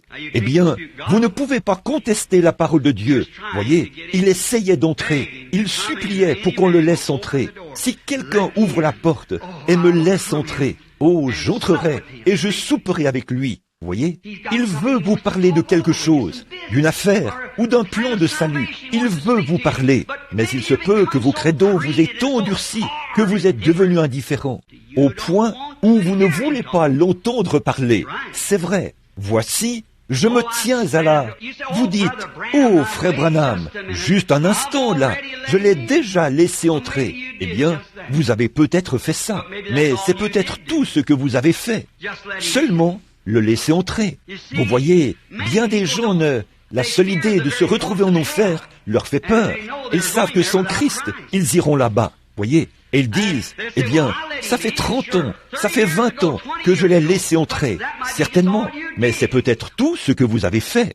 Qu'en serait-il si je venais chez vous et frappais à la porte, et que vous me disiez, entrez donc, frère Branham. J'entrerai. Mais restez juste ici, n'allez pas fouiner partout et fouiller dans ma maison. Voyez? Eh bien, savez-vous qu'à l'intérieur de la porte du cœur humain, nous avons de petits compartiments secrets? Oh, nous ne voulons pas l'admettre, mais c'est la vérité. Bien sûr, nous avons de petits compartiments secrets. Oui, monsieur, nous aimons appeler, nous l'accueillons dans notre cœur, mais nous ne voulons pas faire de lui notre Seigneur. Nous ne voulons pas aller en enfer. Donc, ô Jésus, franchis le seuil de ma porte pour que je n'aille pas en enfer. Mais je ne veux pas que tu sois mon Seigneur. Or, Seigneur veut dire possession. Cela signifie que si vous le laissez entrer en tant que Seigneur, il aura le contrôle de tout. Il est chez lui. Si je viens chez vous et que je frappe à la porte et que vous ne voulez pas de moi, dites-moi, allez-vous-en et je vous apprécierai davantage. Si vous me laissez franchir la porte et que vous dites, eh bien, ne vous promenez pas partout, restez juste là où vous êtes, eh bien, que voulez-vous? Voyez? Aurais-je l'impression d'être le bienvenu? Pourrais-je vous expliquer l'objet de ma visite? Certainement pas. Et c'est ainsi qu'agit l'Église aujourd'hui, mes amis. C'est ainsi que les gens se comportent. Entre, Seigneur. Mais, eh bien, voilà, c'est tout. Dis-moi ce que tu veux. Voyez? Oh non, c'est là que nous avons des ennuis. Nous devons l'accueillir. Seigneur, entre dans ma maison. S'il y a quoi que ce soit, s'il y a ici quoi que ce soit que tu désires, serre-toi, je suis à toi, tu es à moi, tu m'as honoré. Le grand roi, le créateur des cieux et de la terre, a frappé à ma porte, et je veux que tu entres, Seigneur. Oh Seigneur, sois mon Seigneur, prends-moi, puisses-tu faire de moi tout ce que tu voudras. S'il y a en moi quoi que ce soit de mauvais, veuille découvrir tous les secrets de mon cœur. Entre dans chaque porte, sonde-moi, Seigneur, et vois ce qui ne va pas chez moi. Et s'il y a quoi que ce soit qui cloche, montre-le-moi, Seigneur. Jette cela à la porte. Je te veux ici, à l'intérieur. Je t'ai fait entrer pour que tu sois mon Seigneur. Je n'ai pas cette bénédiction, Seigneur. Purifie-moi maintenant. Si je ne veux pas qu'il soit mon Seigneur à part entière, je ne lui ouvrirai jamais la porte. S'il ne peut pas être Seigneur, je ne veux pas qu'il soit un sauveur. S'il ne peut pas être un Seigneur, tout le monde veut d'un sauveur, mais pas d'un Seigneur. Ils veulent quelque chose qui leur permettra d'échapper à toute la condamnation de l'enfer et qui leur permettra de vivre comme bon leur semble et faire comme bon leur semble. Vous savez, promenons-nous dans cet édifice qu'on appelle le cœur. Voulez-vous me supporter encore 10 minutes? Regardez, remarquez, faisons le tour du cœur pour d'un instant. Tout d'abord, quand on entre dans le cœur humain, du côté droit, quand on entre, il y a là une petite porte, et elle s'appelle « Ma vie privée ». Eh bien, vous ne voulez pas que qui que ce soit s'en mêle. Eh bien, si je veux faire quoi que ce soit, ça me regarde. Je vais adhérer à l'église et aller là-bas. Mais, monsieur le prédicateur, ne me dites surtout pas ce que je dois faire. Oh oui, voyez? Bon, je sais que la Bible dit, mais je n'y crois pas. Oh là là, voyez? Pensez-vous donc que Jésus pourrait demeurer dans un cœur comme celui-là? Certainement pas. Il y entre pour être Seigneur. Il entre, lui qui est là, la vie privée. Oh, c'est quelque chose d'important. Bon, vous savez, chacun de nous veut avoir sa propre vie privée. Si nous décidons de boire un petit verre avec le voisin, ça nous regarde ça. Si nous, les femmes, nous voulons nous couper les cheveux, c'est ça, c'est notre privilège en tant qu'Américaines. Si nous voulons porter des shorts, ça nous regarde. Eh bien, c'est vrai. Si nous, les hommes, nous décidons de boire un petit verre, et si nous voulons permettre à notre femme de le faire, vous n'avez pas le droit de nous dire quoi que ce soit à ce sujet. Mais l'Évangile dit, ne le faites pas. Eh bien, la parole de qui est vraie? Voyez, la parole de Dieu est vraie. Vous dites, oh, bien sûr, nous voulons Jésus, certainement, on pense l'avoir. Et tout. Mais si l'enlèvement avait lieu, je me demande si nous ne nous retrouverions pas seuls ici un de ces jours, et qu'ensuite nous nous demanderions ce qui s'est passé, si cela arrive dans le plus grand secret, vous savez. C'est ce qui arrivera, comme un voleur dans la nuit. 99 personnes sur un demi-million, sur 1 million, ne sauront jamais que l'enlèvement a eu lieu. Ce sera passé, et ils n'en sauront rien du tout. Jésus l'a dit. Alors, c'est forcément vrai. Voyez, certainement, il viendra comme un voleur dans la nuit pour les enlever. Comme ce livre que j'ai lu une fois. Comment s'appelait ce personnage? Roméo et Juliette, ou quelque chose comme ça. Voyez, il était venu la prendre de nuit. C'est ce que Jésus fera au moment où le monde sera profondément porté par le sommeil. Comme la Bible dit, dans l'âge de Laodicée, il entrera discrètement et prendra cette épouse. Alors, tous ceux qui seront ressuscités, de tous les âges, ceux de tous les âges, ils iront tous au ciel, parmi l'épouse. Alors, les jugements s'abattront. L'Église dira, eh bien, un instant là, je pensais qu'il devait y avoir une épouse. La venue du Seigneur est l'épouse. C'est passé, il y a belle lurette, voyez, et vous n'en avez rien su, voyez, c'est arrivé en secret. Pourquoi? Nous disons, oh, je suis membre d'église, je suis méthodiste, je suis baptiste, je suis pentecôtiste. Ça ne veut absolument rien dire pour Dieu. Pas plus qu'un médecin qui dit, vous avez un cancer à un stade avancé. Ça n'a rien à voir avec la maladie. C'est juste un nom qu'on lui a attribué. C'est un démon, vous voyez, un cancer. Si vous disiez, c'est une colombe, c'est une buse, c'est juste une sorte de vautour. Ça n'a rien à y voir. Et vous voyez, ça ne guérit pas cela, ça ne tue pas cela. C'est juste un nom qui indique ce que c'est. Juste de dire, vous dites, je suis chrétien, je suis seulement par profession peut-être. Vous voyez, nos vies parlent si fort qu'on n'entend même pas notre témoignage. Nos vies, nos actions, notre moralité au milieu de nous. Les réunions de réveil seront organisées ici. Par qui? Les baptistes. Ah, nous n'avons rien à faire avec ça. Pourtant, Dieu pourrait avoir un message là-bas pour nous. Qui l'organise? La première assemblée, la deuxième assemblée, ou le nom de Jésus, ou l'église de Dieu, ou une autre. Oh, eh bien nous ne faisons pas partie de ce groupe-là. Nous sommes frères. Quelqu'un oserait-il séparer l'héritage de Dieu? Ils ont reçu le Saint-Esprit comme vous l'avez reçu. Ils ont fait les mêmes choses que vous avez faites lorsque vous l'avez reçu. Certainement. Vous voyez donc pourquoi j'aime ces hommes d'affaires du plein évangile? Ça me donne une voie d'accès pour exprimer ces choses. Voyez, de dire, voici ce qu'il en est. Nous sommes frères. Nous ne sommes pas divisés. Nous formons tous un seul corps. Vous voyez, comme l'a dit le poète. Maintenant, cette petite porte qui m'appartient, ma propre vie privée, là, c'est très bien. Je serai membre de votre église. Je deviendrai membre des hommes d'affaires du plein évangile. Mais là, n'allez pas me dire que je dois recevoir le Saint-Esprit et faire des choses bizarres comme ça. Voyez, il s'agit là de cette vie privée. Voyez, si vous le faites, Jésus ne pourra jamais prendre sa position de Seigneur dans votre vie. Il fera simplement demi-tour et repartira. Que feriez-vous face à une telle situation? Si vous alliez chez quelqu'un, et qu'on vous disait « Restez ici, à la porte, dites ce que vous avez à dire », eh bien vous diriez « Merci » et vous repartiriez. Jésus aussi, certainement. C'est pour ça que l'Église se retrouve là, en train de refroidir. Vous voyez, exactement comme elle l'est en ce moment. Ne laissez jamais les hommes d'affaires du plein évangile en arriver là. Quand vous écoutez un message et que vous entendez frapper, ouvrez et dites, Seigneur, ça, de quoi s'agit-il? Quand vous voyez un homme, nous avons beaucoup d'imitateurs, mais quand vous en voyez un qui est authentique, que signifie un imitateur? Qu'est-ce qu'un faux dollar indique? Quand vous tombez sur un faux dollar, cela signifie qu'il a été fabriqué à partir d'un vrai. Il faut qu'il y en ait un vrai pour qu'on puisse fabriquer un faux.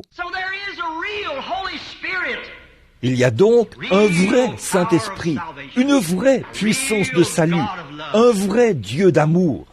Oui, n'acceptez rien de moins. Non, monsieur, ne le faites pas. Très bien, cette porte privée, je vais devoir me dépêcher pour présenter ces portes. Il y a aussi une petite porte qui s'appelle la fierté.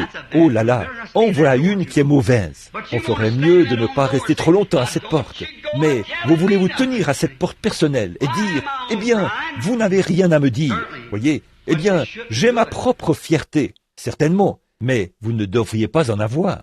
J'ai prêché ici, il n'y a pas longtemps, sur l'agneau et la colombe. Et l'agneau, voyez-vous, un agneau, un mouton, ne produit qu'une seule chose, c'est de la laine. C'est ce qu'il produit, et il renonce à ses droits. Vous pouvez prendre un mouton, le soulever, l'attacher par les jarrets, comme ça, et le tondre entièrement. Il restera couché là. Il renonce à ses droits. Après tout, c'est de lui que sort la laine. Ça lui appartient, mais il y renonce. Quand vous dites à un homme qu'il lui faut naître de nouveau, qu'il lui faut être purifié de sa vie de péché, qu'il lui faut arrêter de mentir, de voler, de tricher, de faire du prosélytisme et de mal se conduire. Oh, certains d'entre eux explosent comme des ballons gonflables. Là, voyez, ça, c'est un bouc. Voyez, il fera un tas d'histoires. Mais un vrai agneau renoncera à ses droits. Une fois, j'ai parlé à nos dames au sujet de... Ce n'est pas que j'ai quoi que ce soit contre les dames. Elles sont nos sœurs. Mais j'ai du zèle pour cette église. Quand je vois la mondanité y entrer comme à Sodome, alors je dois crier contre cela. Quelque chose à l'intérieur fait que mon cœur saigne et je crie. Ne suivez pas le style de Marilyn Monroe ou de certaines de ces femmes. Faites comme Sarah dans la Bible. Voyez, n'essayez pas d'être monsieur quelque chose, on ne sait quoi, qui court sur l'estrade et se conduit n'importe comment et qui essaye de s'habiller comme s'il sortait de chez le tailleur, bien soigné et élégant. Ne le faites pas. On trouve trop de spectacles hollywoodiens parmi les pentecôtistes. C'est vrai, il nous faut le Saint-Esprit. Bon, il se peut que vous me détestiez, que vous ne vouliez plus que je revienne. Mais c'est une occasion de parler de la vérité. Et ceci est la vérité. Examinez cela et voyez si ce n'est pas vrai. Une dame a dit, c'est mon privilège en tant qu'américaine. J'ai dit, mais vous renoncerez à ça. Il y a quelque temps, ma femme et moi allions à l'épicerie, dans l'Indiana, et nous avons vu une chose étrange. Une dame qui portait une jupe. C'était très étrange. Elle a dit, chérie, ces gens-là ne chantent-ils pas dans des chorales? J'ai dit, oui. Oui. Eh bien, pourquoi? J'ai dit, eh bien, vois-tu, chérie, ces gens, ils ne sont pas de notre royaume. Et j'ai dit, de notre royaume. J'ai dit, non. J'ai été missionnaire. J'ai fait le tour du monde bien des fois. J'ai remarqué que quand je vais en Allemagne, j'y trouve un esprit allemand. Je vais en Finlande, et là, c'est un esprit différent. Je vais en Australie, c'est un autre esprit. Je viens en Amérique, c'est un autre esprit. C'est un esprit national. Et tous ces esprits sont du diable. Jésus l'a dit. Les royaumes de ce monde appartiennent au diable. Il contrôle chacun d'eux. Bon, Jésus l'a dit. Alors, vois-tu, c'est cet esprit national. Eh bien, a-t-elle dit, ne sommes-nous pas américains? J'ai dit, non madame, nous le sommes potentiellement. Elle a dit, toi, qu'est-ce que tu es? J'ai dit, eh bien, ne devrions-nous pas agir comme les Américains? J'ai dit, non, nous ne sommes pas de ce groupe d'ivrognes, de bagarreurs, de gens abjects. Non, madame, nous sommes nés d'un esprit céleste. Nous venons d'un lieu où c'est la sainteté à l'état pur, sans mélange, où les anges et la justice sont là devant Dieu. J'ai dit, ici, nous vivons comme dans une nation. Certainement, c'est vrai, ceci, c'est notre nation, là où nous faisons des efforts. Mais que ton règne vienne, que ta volonté soit faite sur la terre comme au ciel. Par conséquent, quand on est né d'en haut et que tout le péché est balayé et jeté dans l'abîme, c'est l'Esprit de Dieu, le Créateur, qui entre dans notre cœur. Et c'est lui qui contrôle notre caractère. Nous ne mentons pas, nous ne volons pas, nous ne trichons pas. Nous sommes honnêtes, droits, nous marchons comme des citoyens du ciel, car c'est ce que nous sommes. Si nous sommes nés de l'Esprit de Dieu, et beaucoup parmi nous sont dans la confusion, et ils utilisent de petits ismes, des sensations et tout, et ils appellent ça l'Esprit de Dieu. C'est la raison pour laquelle nous sommes si embrouillés aujourd'hui. Tout le système ecclésiastique, c'est terrible. Et malgré tout cela, Jésus continue de se tenir à la porte après avoir été expulsé. Mais cependant, il y a encore une porte que j'aimerais ouvrir. La porte de la foi, puis je terminerai. J'en ai noté près d'une douzaine ici, mais je vais les sauter. La porte de la foi. Vous dites, voudriez-vous venir à la réunion organisée par les hommes d'affaires du plein évangile?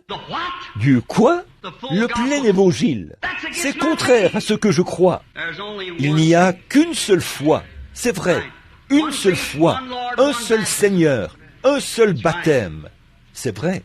Eh bien, c'est contraire à ce que je crois. Peut-être ne voulez-vous pas que Jésus franchisse le seuil de la porte de votre foi. Vous avez bâti votre foi sur le credo d'une église, d'une dénomination. C'est là que votre foi est recroquevillée sur elle-même et enfermée dans une pièce. Et vous ne voulez pas y laisser entrer Jésus, qui est la parole. Au commencement était la parole, dit Jean 1. Au commencement était la parole, et la parole était avec Dieu, et la parole était Dieu, et la parole a été faite chair, et elle a habité parmi nous. Il est la parole éternelle. Et vous, votre foi, elle déclare que les jours des miracles sont passés. Le parler en langue et la prophétie, ça n'existe pas. Et ces absurdités que l'Église ou les pentecôtistes proclament aujourd'hui, ça n'existe pas, ça. Peut-être que vous laissez un credo se tenir dans la porte de votre foi. Si vous pouviez ouvrir cette porte pour y laisser entrer la parole de Dieu, afin qu'elle devienne votre Seigneur, et dire, peu m'importe ce que dit le credo, si la Bible dit, alors tu es mon Seigneur. Il faut que vous naissiez de nouveau. Et une fois que vous naissez de nouveau, il faut que vous soyez remplis du Saint-Esprit. Peu importe le credo, la chose, ni quoi que ce soit du genre. Vous dites, eh bien, je crois que Jésus est le Fils de Dieu. Le diable croit la même chose. Il faut que vous naissiez de nouveau. Tout le monde a peur de cette nouvelle naissance. Oh, je sais que vous prétendez être né de nouveau, mais je pense que parfois, nos vies parlent tellement fort qu'on ne peut pas entendre notre témoignage. Voyez, une naissance est un gâchis, peu m'importe où elle se produit. Excusez mon langage, mais si une naissance a lieu dans une porcherie, c'est un gâchis. Si c'est dans une étable à vaches, c'est un gâchis. Si c'est dans une chambre d'hôpital, c'est un gâchis. Et si c'est à l'hôtel, c'est un gâchis. Ça vous fera pourrir à votre propre pensée. Ça vous fera jeter tout ce que vous chérissiez autrefois de tout votre cœur. Vous y renoncerez pour prêter attention à ces doux petits coups. Peu m'importe qu'il s'agisse d'une mission qui se trouve au coin de la rue. Nous, les gens d'ici, nous croyons aux grandes choses. Nous, les Américains, nous voulons de grands chapeaux et de grosses voitures et de grandes dénominations, être davantage ancrés dans des credos et dans la dénomination. Tout ce que nous voulons, ce sont de grandes choses. Et ce que Dieu recherche, ce sont de petites voix tranquilles. Ce que nous voulons, c'est ce qui fait beaucoup de vacarme et de bruit. Une fois, un fermier est monté dans son chariot pour aller dans ses champs. À l'aller, ça cahotait. Il y avait du vacarme et ça faisait beaucoup de bruit. Sur le chemin du retour, il a passé sur les mêmes bosses, mais rien ne bougeait. Le chariot était rempli de bonnes choses. Nous voulons les credos. Notre dénomination est la plus grande. Nous avons ceci. Gloire à Dieu. Nous avons battu ce groupe-là. Nous avons battu ce groupe-là. Quant aux contributions reçues, aux étoiles distribuées et tout le reste, celui qui a pu faire venir le plus grand nombre de personnes à l'église. Je n'ai rien contre ça. C'est très bien. Mais voici ce que j'essaie de dire. Ce n'est pas encore ça. C'est très bien de faire venir des gens à l'église. Oui. Mais Jésus a dit, après qu'un homme allait faire un prosélyte et qu'il le ramenait, a-t-il dit, que devenait-il? Un fils de la gêne 2 fois plus qu'il ne l'était au départ. Nous entendons dans des émissions de Billy Graham, et là je n'ai rien à dire contre ce grand évangéliste, certainement pas. C'est un homme de Dieu, et Dieu l'utilise. Mais où est-il? Là-bas, à Sodome. Vous souvenez-vous du type? 2 anges sont descendus à Sodome. C'est un type de ce que Jésus a dit qui arriverait au moment de sa venue. Mais il y en a un qui est resté avec Abraham, l'Église élue, ceux qui sont appelés à sortir. Observez ce que les 2 anges ont fait. Et là, vous aurez saisi le message. N'est-ce pas une chose étrange au sujet de ces 2 messagers? C'est exactement ce que Dieu a dit. Quant au dernier jour, il n'y a jamais eu un homme là-bas sur le champ missionnaire de l'époque de Moody, Sankey, Finney, Knox, Calvin et de tous ces temps-là. Il n'y a jamais eu personne dont le nom se termine par H-A-M, G-R-A-H-A-M, jusqu'à ce jour. Vous voyez ce messager envoyé à l'église formaliste? Voyez, le Père des Nations? Eh bien, l'église spirituelle n'était pas là-bas au commencement. C'est une représentation de la Pentecôte. Observez la manière dont ce messager est venu à cette église-là. Il s'est assis là et a parlé à Abraham. Il a dit, « Où est ta femme Sarah ?» Et il a appelé Abraham. Pourtant, il s'appelait Abraham. Il a dit, « Où est ta femme Sarah ?» Son nom était S-A-R-A-I. Maintenant, c'est S-A-R-A. Il l'a appelé S-A-R-A. Il a dit, elle est dans la tente, derrière toi. Derrière toi. Il a dit, je, un pronom personnel, te visiterai à la période de la vie. Et Sarah, il a dit, pourquoi Sarah a-t-elle ri quand j'ai dit cela? Voilà, c'est lui. Pourquoi faut-il qu'il en soit ainsi? Il faut qu'un tel esprit visite l'Église, un esprit de prophétie, un esprit de discernement. Et quand cela arrive, les gens n'en veulent pas. Pourquoi? C'est Laodicée. Nous sommes tellement enracinés dans des credos et tout ça, que nous ne pouvons pas accepter cela. C'est vrai, voyez, je me tiens à la porte et je frappe. Si quelqu'un entend ma voix, oh, ce que je crois est en désaccord avec de telles choses, alors vous croyez à quelque chose de faux. La foi, vous savez, la véritable et authentique foi de Dieu ponctuera chaque promesse de Dieu d'un Amen, un authentique Saint-Esprit. Et pourquoi? Parce que c'est le Saint-Esprit qui a écrit la Bible. C'est ce qu'elle dit. Les hommes d'autrefois, poussés par le Saint-Esprit, ont écrit la Bible. Voyez? Alors, comment le Saint-Esprit pourrait-il être en vous et nier cela? Il ne peut pas le faire. Ils ont l'apparence de la piété, a dit le prophète, et renient ceux qui ont fait la force, qui affranchissent les hommes et les femmes du péché et des choses du monde. Que Dieu soit miséricordieux envers nous. Oh, si vous avez une foi religieuse et que celle-ci rejette la parole de Dieu, éloignez-vous-en, que la parole de Dieu soit vraie. Oui, monsieur. Remarquez, il a dit, car ne sais-tu pas que tu es nu, misérable, pauvre, malheureux et aveugle, et tu ne le sais pas. C'est ça qui fait pitié. Maintenant, nous allons terminer. Je veux que vous saisissiez ceci. Et tu ne le sais pas. Maintenant, si vous arrivez de voir un homme se promener là, dans la rue principale, la rue Stone, ou une des rues principales, et que cet homme était si pauvre qu'il n'avait pas de vêtements, et qu'il était misérable, malheureux, sans vêtements, nu, ou une femme complètement nue et aveugle, et qu'il ne le sache pas, eh bien, si elle le savait, ou s'il le savait, ils essayeraient de trouver un endroit où aller pour y obtenir des vêtements. Mais quand ils ne le savent pas, et que vous essayez de le leur faire savoir, ils disent, occupez-vous de vos affaires. Eh bien, c'est exactement ce que Jésus-Christ a dit au sujet de la manière dont serait l'Église pentecôtiste dans les derniers jours. Tiède, et qu'elle serait riche. Nous sommes aussi riches que tous les autres. Autrefois, quand nous étions à la mission, nous avions le salut. Maintenant, nous avons atteint le rang des grands d'aujourd'hui, plus de membres et de belles grandes choses. Et où en sommes-nous? Nous sommes exactement comme tous les autres. Et c'est ce que Jésus a dit. Mais malgré tout cela, il continue de frapper. Si quelqu'un, un individu, entend ma voix et ouvre la porte, j'entrerai et je souperai avec lui, et lui avec moi.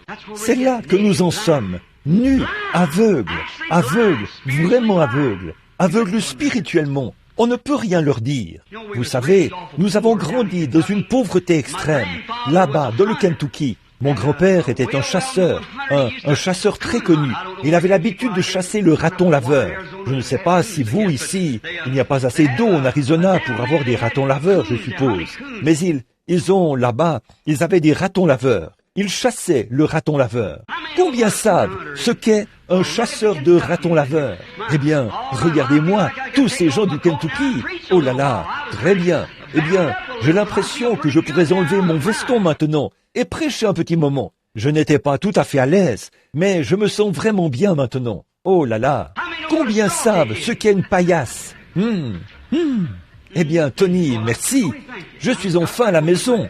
Ah oui, c'est bien. Oh là là, du pain de maïs, de la bouillie de maïs. Oh là là, des haricots à une noix et des feuilles de navet. En avez-vous déjà mangé? Oh là là, c'est ça. Bon, nous nous sentons bien maintenant. Oui, monsieur. C'est bon. Et gros-papa avait l'habitude d'attraper des ratons laveurs et il les dépouillait de leur graisse. Et on avait un petit contenant. Nous avions l'habitude de conserver les petits contenants de levure chimique. Maman en avait un dont elle se servait pour découper les petits pains, avec un contenant de levure chimique. Et elle faisait de petits pains bien gros. On les prenait par le dessus et le bas se détachait. On y tartinait de la mélasse de sorgho et un morceau de beurre fait maison. C'était vraiment bon. Ça me ferait du bien maintenant. Et ce matin, on ne m'a pas donné assez de mélasse. Alors, vous savez, quelque chose comme ça ferait vraiment du bien. Maman avait l'habitude de recourir à cette graisse de raton laveur. C'était le remède à tous les maux chez nous. Ça est le liniment barbed wire. Et elle, quand nous nous faisions une coupure, on y versait ce liniment barbed wire et de la térébenthine. Et puis, quand nous n'allions pas bien, nous prenions de la graisse de raton laveur. Nous avions une petite pièce au-dessus de laquelle il y avait un grenier. Il nous fallait y monter par une échelle, comme ceci. La balustrade était faite de petits arbres. Et nous, les enfants, nous dormions là-haut, sur une paillasse. Et puis, au-dessus de la paillasse, il y avait un lit de plumes, une couette. Aussi, les bardeaux étaient posés là, avec en plus la lumière de la lune. Et il y avait là des trous. Et la neige entrait par là. Alors maman nous recouvrait d'un morceau de toile pour éviter que pendant la nuit, la neige nous tombe sur le visage. Nous, la bande de petits Branham. Et 2 personnes se couchaient au pied du lit, 2 à la tête et 2 au milieu. Nous dormions dans toutes les positions possibles. Nous nous blottissions les uns contre les autres, comme des pourceaux, pour nous garder au chaud. De temps en temps, l'un de nous sortait de dessous la toile, alors que le vent froid soufflait. Alors nous attrapions un rhume, et cela affectait nos yeux. Et vous savez, cette substance collante qui se forme sous les paupières, maman appelait ça de la matière. Elle disait, « Tu as de la matière dans les yeux. » Eh bien, je me réveillais le matin, et maman disait, « Billy, descends, il est temps d'aller à l'école. » Et je disais, « Maman, j'ai de la matière dans les yeux, je ne peux pas voir. » Et Humpy, mon frère, se réveillait. Il s'appelait Edouard, et on l'appelait Humpy, juste pour s'amuser. Il disait, « J'ai de la matière dans les yeux. » J'entendais le bruit du contenant de la bonne vieille graisse de raton laveur cogner le poêle. Elle faisait fondre cela entièrement. Puis maman montait les marches et elle frictionnait et massait nos yeux. Et croyez-le ou non, cette matière quittait nos yeux. La graisse de raton laveur était le remède pour les paupières collées. Mais je vous le dis, un grand froid s'est abattu sur l'église. La graisse de raton laveur ne marchera jamais. Mais Jésus a dit, je te conseille d'acheter du collyre, le Saint-Esprit. Vous devenez tellement aveugle, l'Église le devient, qu'elle ne peut plus voir Dieu. Elle ne voit que son organisation. Elle ne voit que ce qu'il y a juste devant elle. Elle ne regarde jamais au loin vers la venue imminente du Seigneur. La graisse de raton laveur ne servira jamais à rien dans ce cas-là. Mais le baume du Saint-Esprit vous ouvrira les yeux et vous pourrez prendre conscience de la présence de Jésus-Christ. Et il est le même hier, aujourd'hui et éternellement. Il est Dieu et il peut mettre du baume sur vos yeux avec son Saint-Esprit. Vous oublierez que vous étiez méthodiste ou baptiste, unitaire, binitaire, trinitaire, de l'Église de Dieu, nazaréen ou pèlerin de la sainteté. Vous serez un chrétien, né de nouveau du royaume de Dieu. Vous serez quelque chose.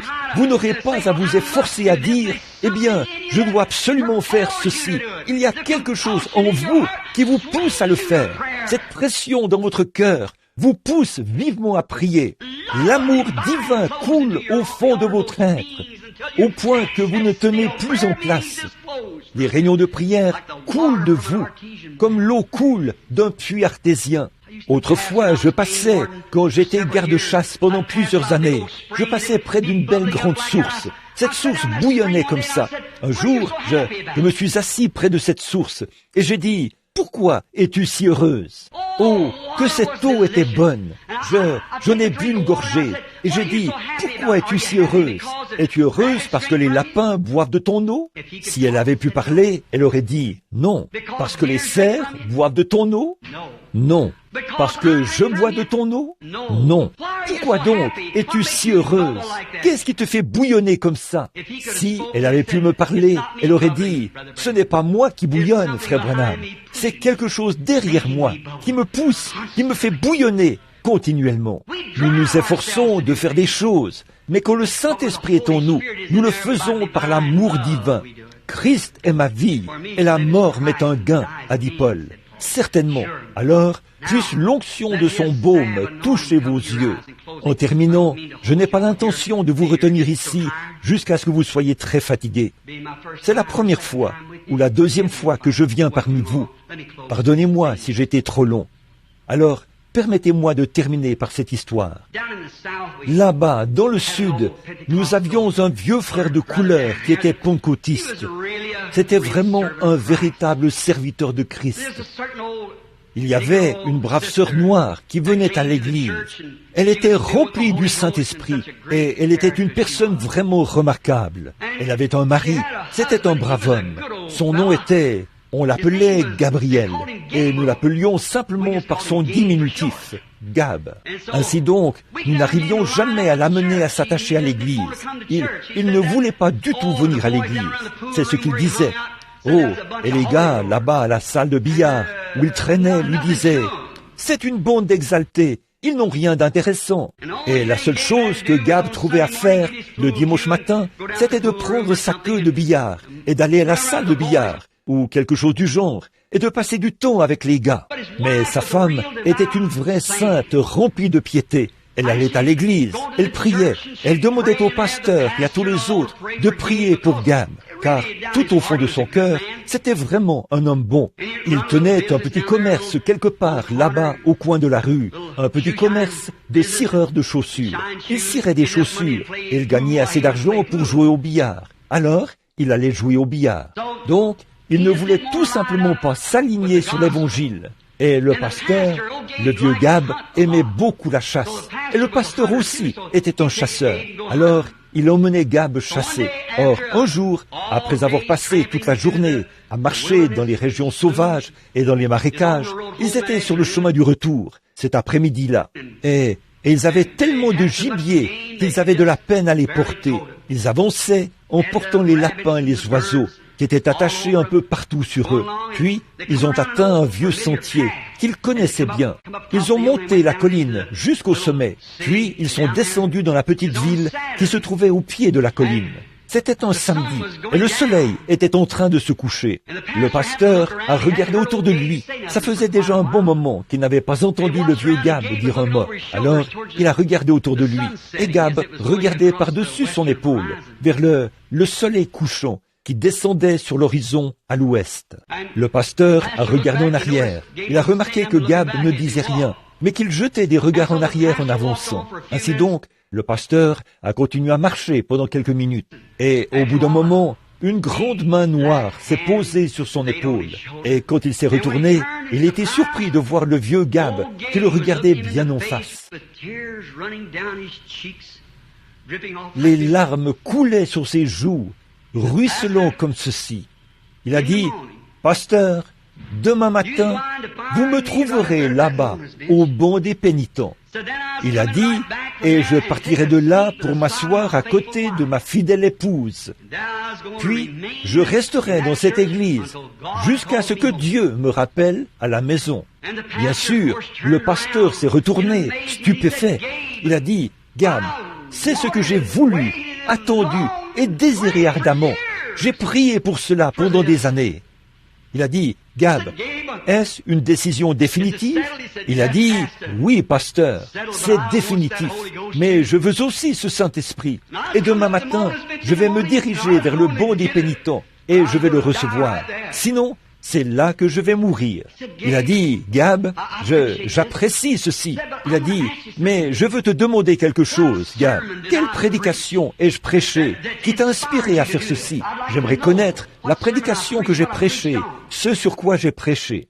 Ou quel cantique la chorale a-t-elle chanté qui t'a inspiré à prendre cette grande décision, Gab?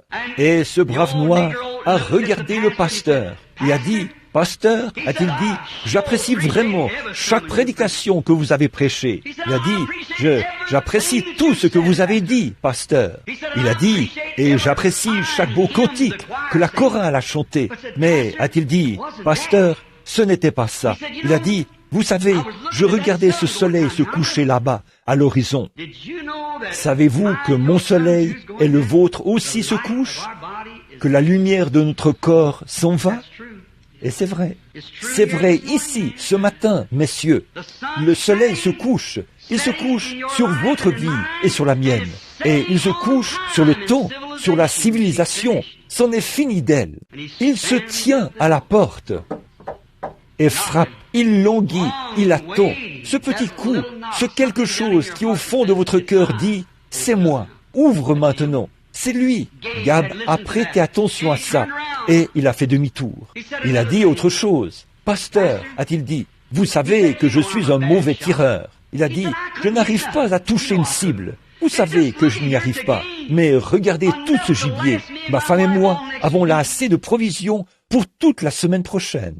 Et il a dit, vous savez que je n'arrive pas à toucher une cible. Mais, a-t-il dit, il me les a donnés. Il a dit, tout à coup, cette pensée m'est venue. Il doit certainement m'aimer, sinon il n'aurait pas été si bon vers moi. Avez-vous déjà pris conscience de cela? En Inde, aujourd'hui, je sais que des petits enfants sont couchés dans la rue, leurs petits ventres ballonnés, leurs petites gencives abaissées comme ceci, et ils meurent de faim. Leur petite maman supplie les gens de prendre l'un d'eux, et il y en a des milliers d'autres. Un après-midi, on vient les mettre sur des civières et tout. On les amène à la salamandre, et on les y jette. Pour eux, Jean 14 n'existe pas. Ils mangent n'importe quoi, de l'herbe, des écorces d'arbres, ou tout ce qu'ils peuvent trouver. Ce que nous mettons dans nos poubelles suffirait largement pour les nourrir. Nous qui sommes assis ici ce matin, nous payons environ $1,50 pour avoir un peu de nourriture ici. Nous avons de bons vêtements. Nous conduisons de belles voitures. Nous vivons dans de belles maisons.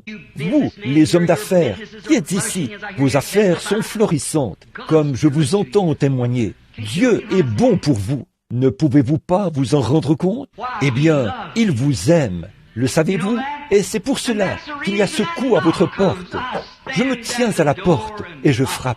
Et si quelqu'un entend ma voix et ouvre la porte, j'entrerai chez lui et je souperai avec lui et lui avec moi. Maintenant, cette petite voix tranquille qui frappe à la porte de votre cœur, il se peut qu'elle ait frappé si souvent que le son est devenu très faible en ce moment. Mais soyons vraiment honnêtes avec Dieu et avec nous-mêmes. Juste un instant.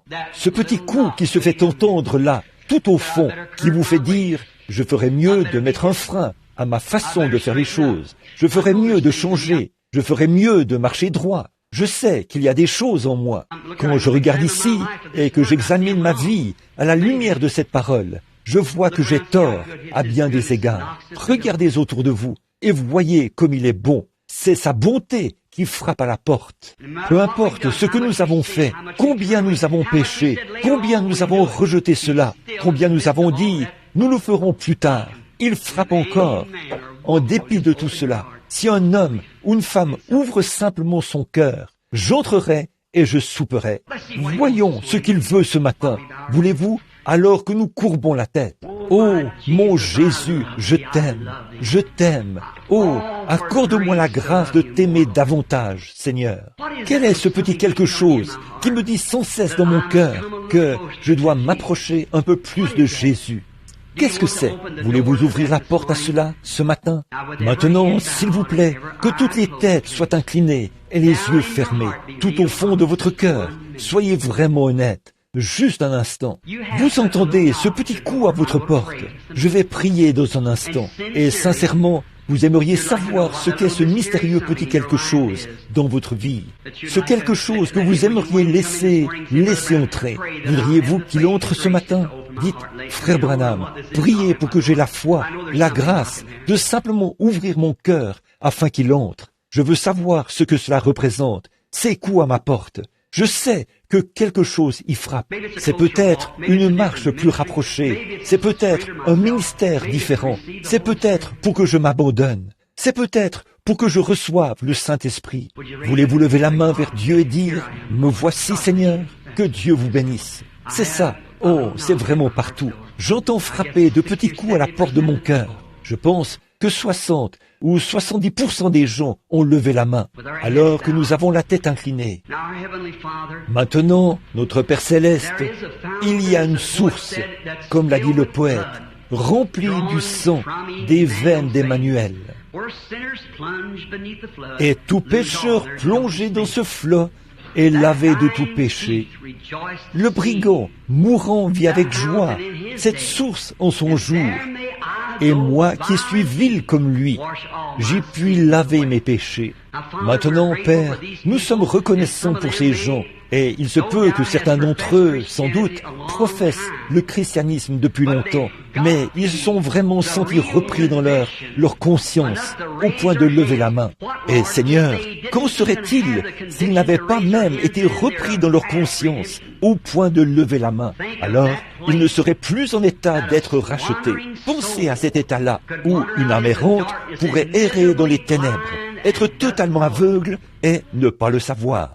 Et quand ils entendent Dieu frapper à leur porte, ils l'attristent tant de fois qu'ils arrêtent définitivement de frapper. Ils adoptent un credo ou quelque chose de ce genre par lequel ils vivent le reste de leur jour et ils se retrouvent déçus au jour du jugement.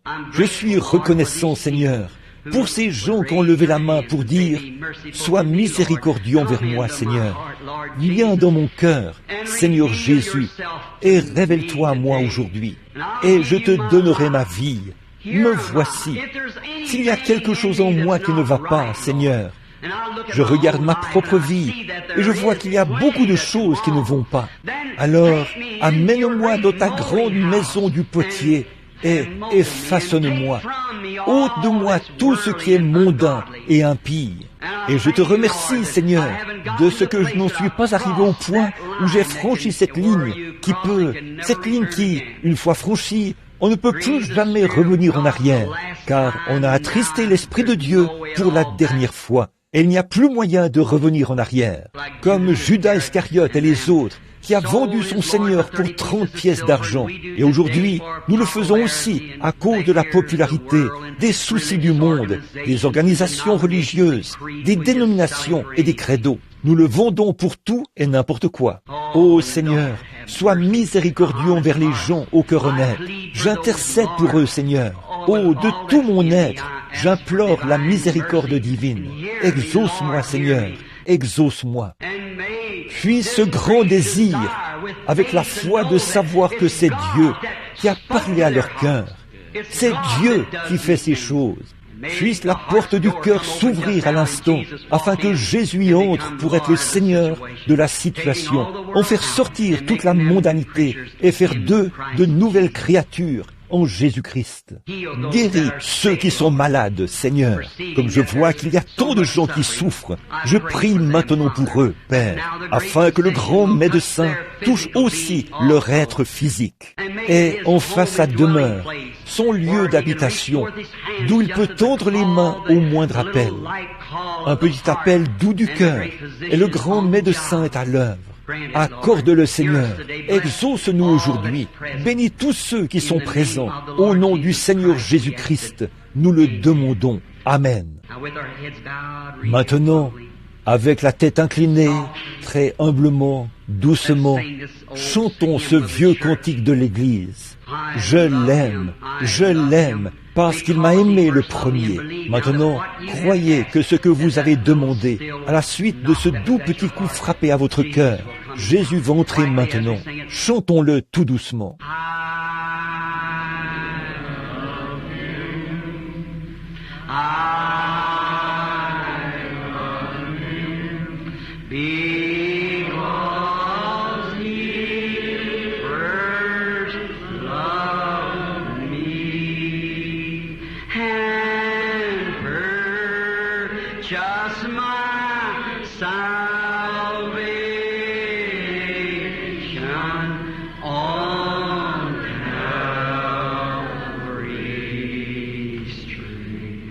Maintenant, pendant que nous avons la tête inclinée, vous qui voulez l'accepter comme Seigneur dans votre cœur, Seigneur, ôte tout maintenant.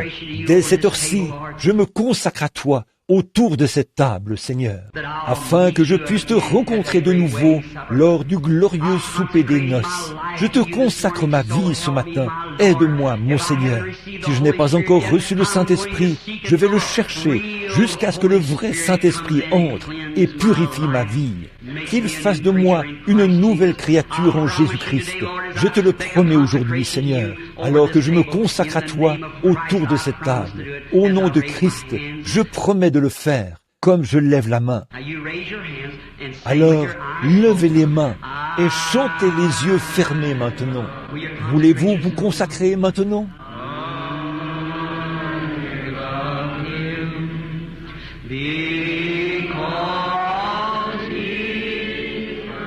Ô Dieu, sois miséricordieux. Père, regarde ces mains et accorde cela au nom de Jésus.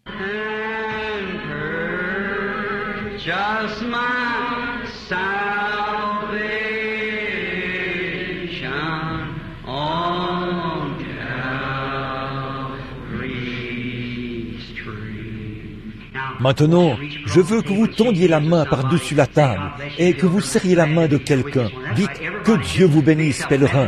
Je suis content d'être ici avec vous ce matin. C'est ça, que tout le monde communie ensemble. Les méthodistes, les baptistes, les catholiques, les presbytériens. Que Dieu vous bénisse, que Dieu vous bénisse. Les messages sont parfois tranchants et durs et nous voulons nous sentir à l'aise avec cela. Maintenant, que Dieu vous bénisse, frère. Que Dieu vous bénisse, que Dieu vous bénisse, sœur, que Dieu vous bénisse, mon frère, que Dieu soit avec vous, que Dieu vous bénisse. Bien, que Dieu vous bénisse, frère Tony. Maintenant, levons-nous un instant, les mains et les cœurs tournés vers Dieu, notre Père. Tous les credos, tous. Maintenant croyez. Maintenant, quand vous priez, souvenez-vous, Jésus a dit, quand vous priez, croyez que vous avez reçu ce que vous avez demandé, et cela vous sera accordé. Croyez-vous cela? Dites Amen. Je crois que j'ai reçu ce que j'ai demandé. J'ai consacré ma vie à Jésus-Christ. Et à partir d'aujourd'hui, je serai vraiment sérieux, ô Dieu. Je marcherai devant toi jusqu'à ce que cela devienne une telle réalité que je serai totalement caché en Jésus-Christ. Maintenant, le conducteur de chant est-il ici? Commençons à chanter ce bon vieux cantique. Ma foi regarde à toi, toi, agneau du calvaire, sauveur divin. Je me demande si la sœur au piano voudrait bien nous en donner la note. Combien connaissent ce cantique? Levons, maintenant, chantons ça de toutes nos forces. Ma foi, regarde à toi, toi, agneau du calvaire. Tous ensemble maintenant.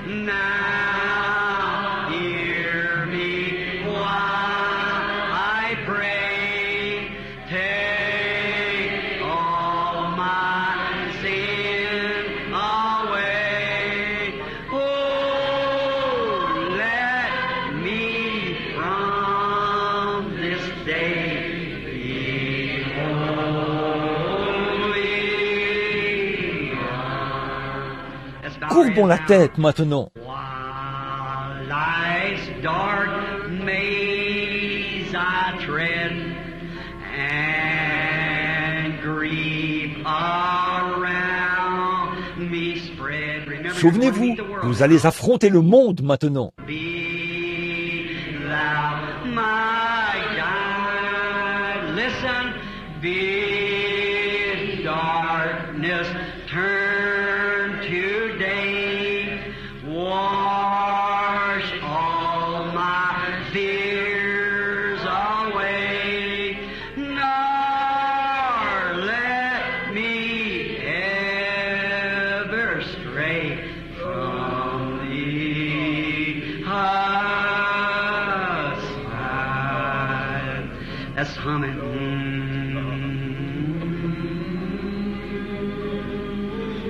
Glory to God. Glory, glory, glory to God. Wonderful Savior. Hallelujah, hallelujah, hallelujah, hallelujah. Thank you, Jesus. Thank you, Jesus. Thank you, Jesus. Hallelujah. Oh, wonderful Savior. Praise the name of the Lord.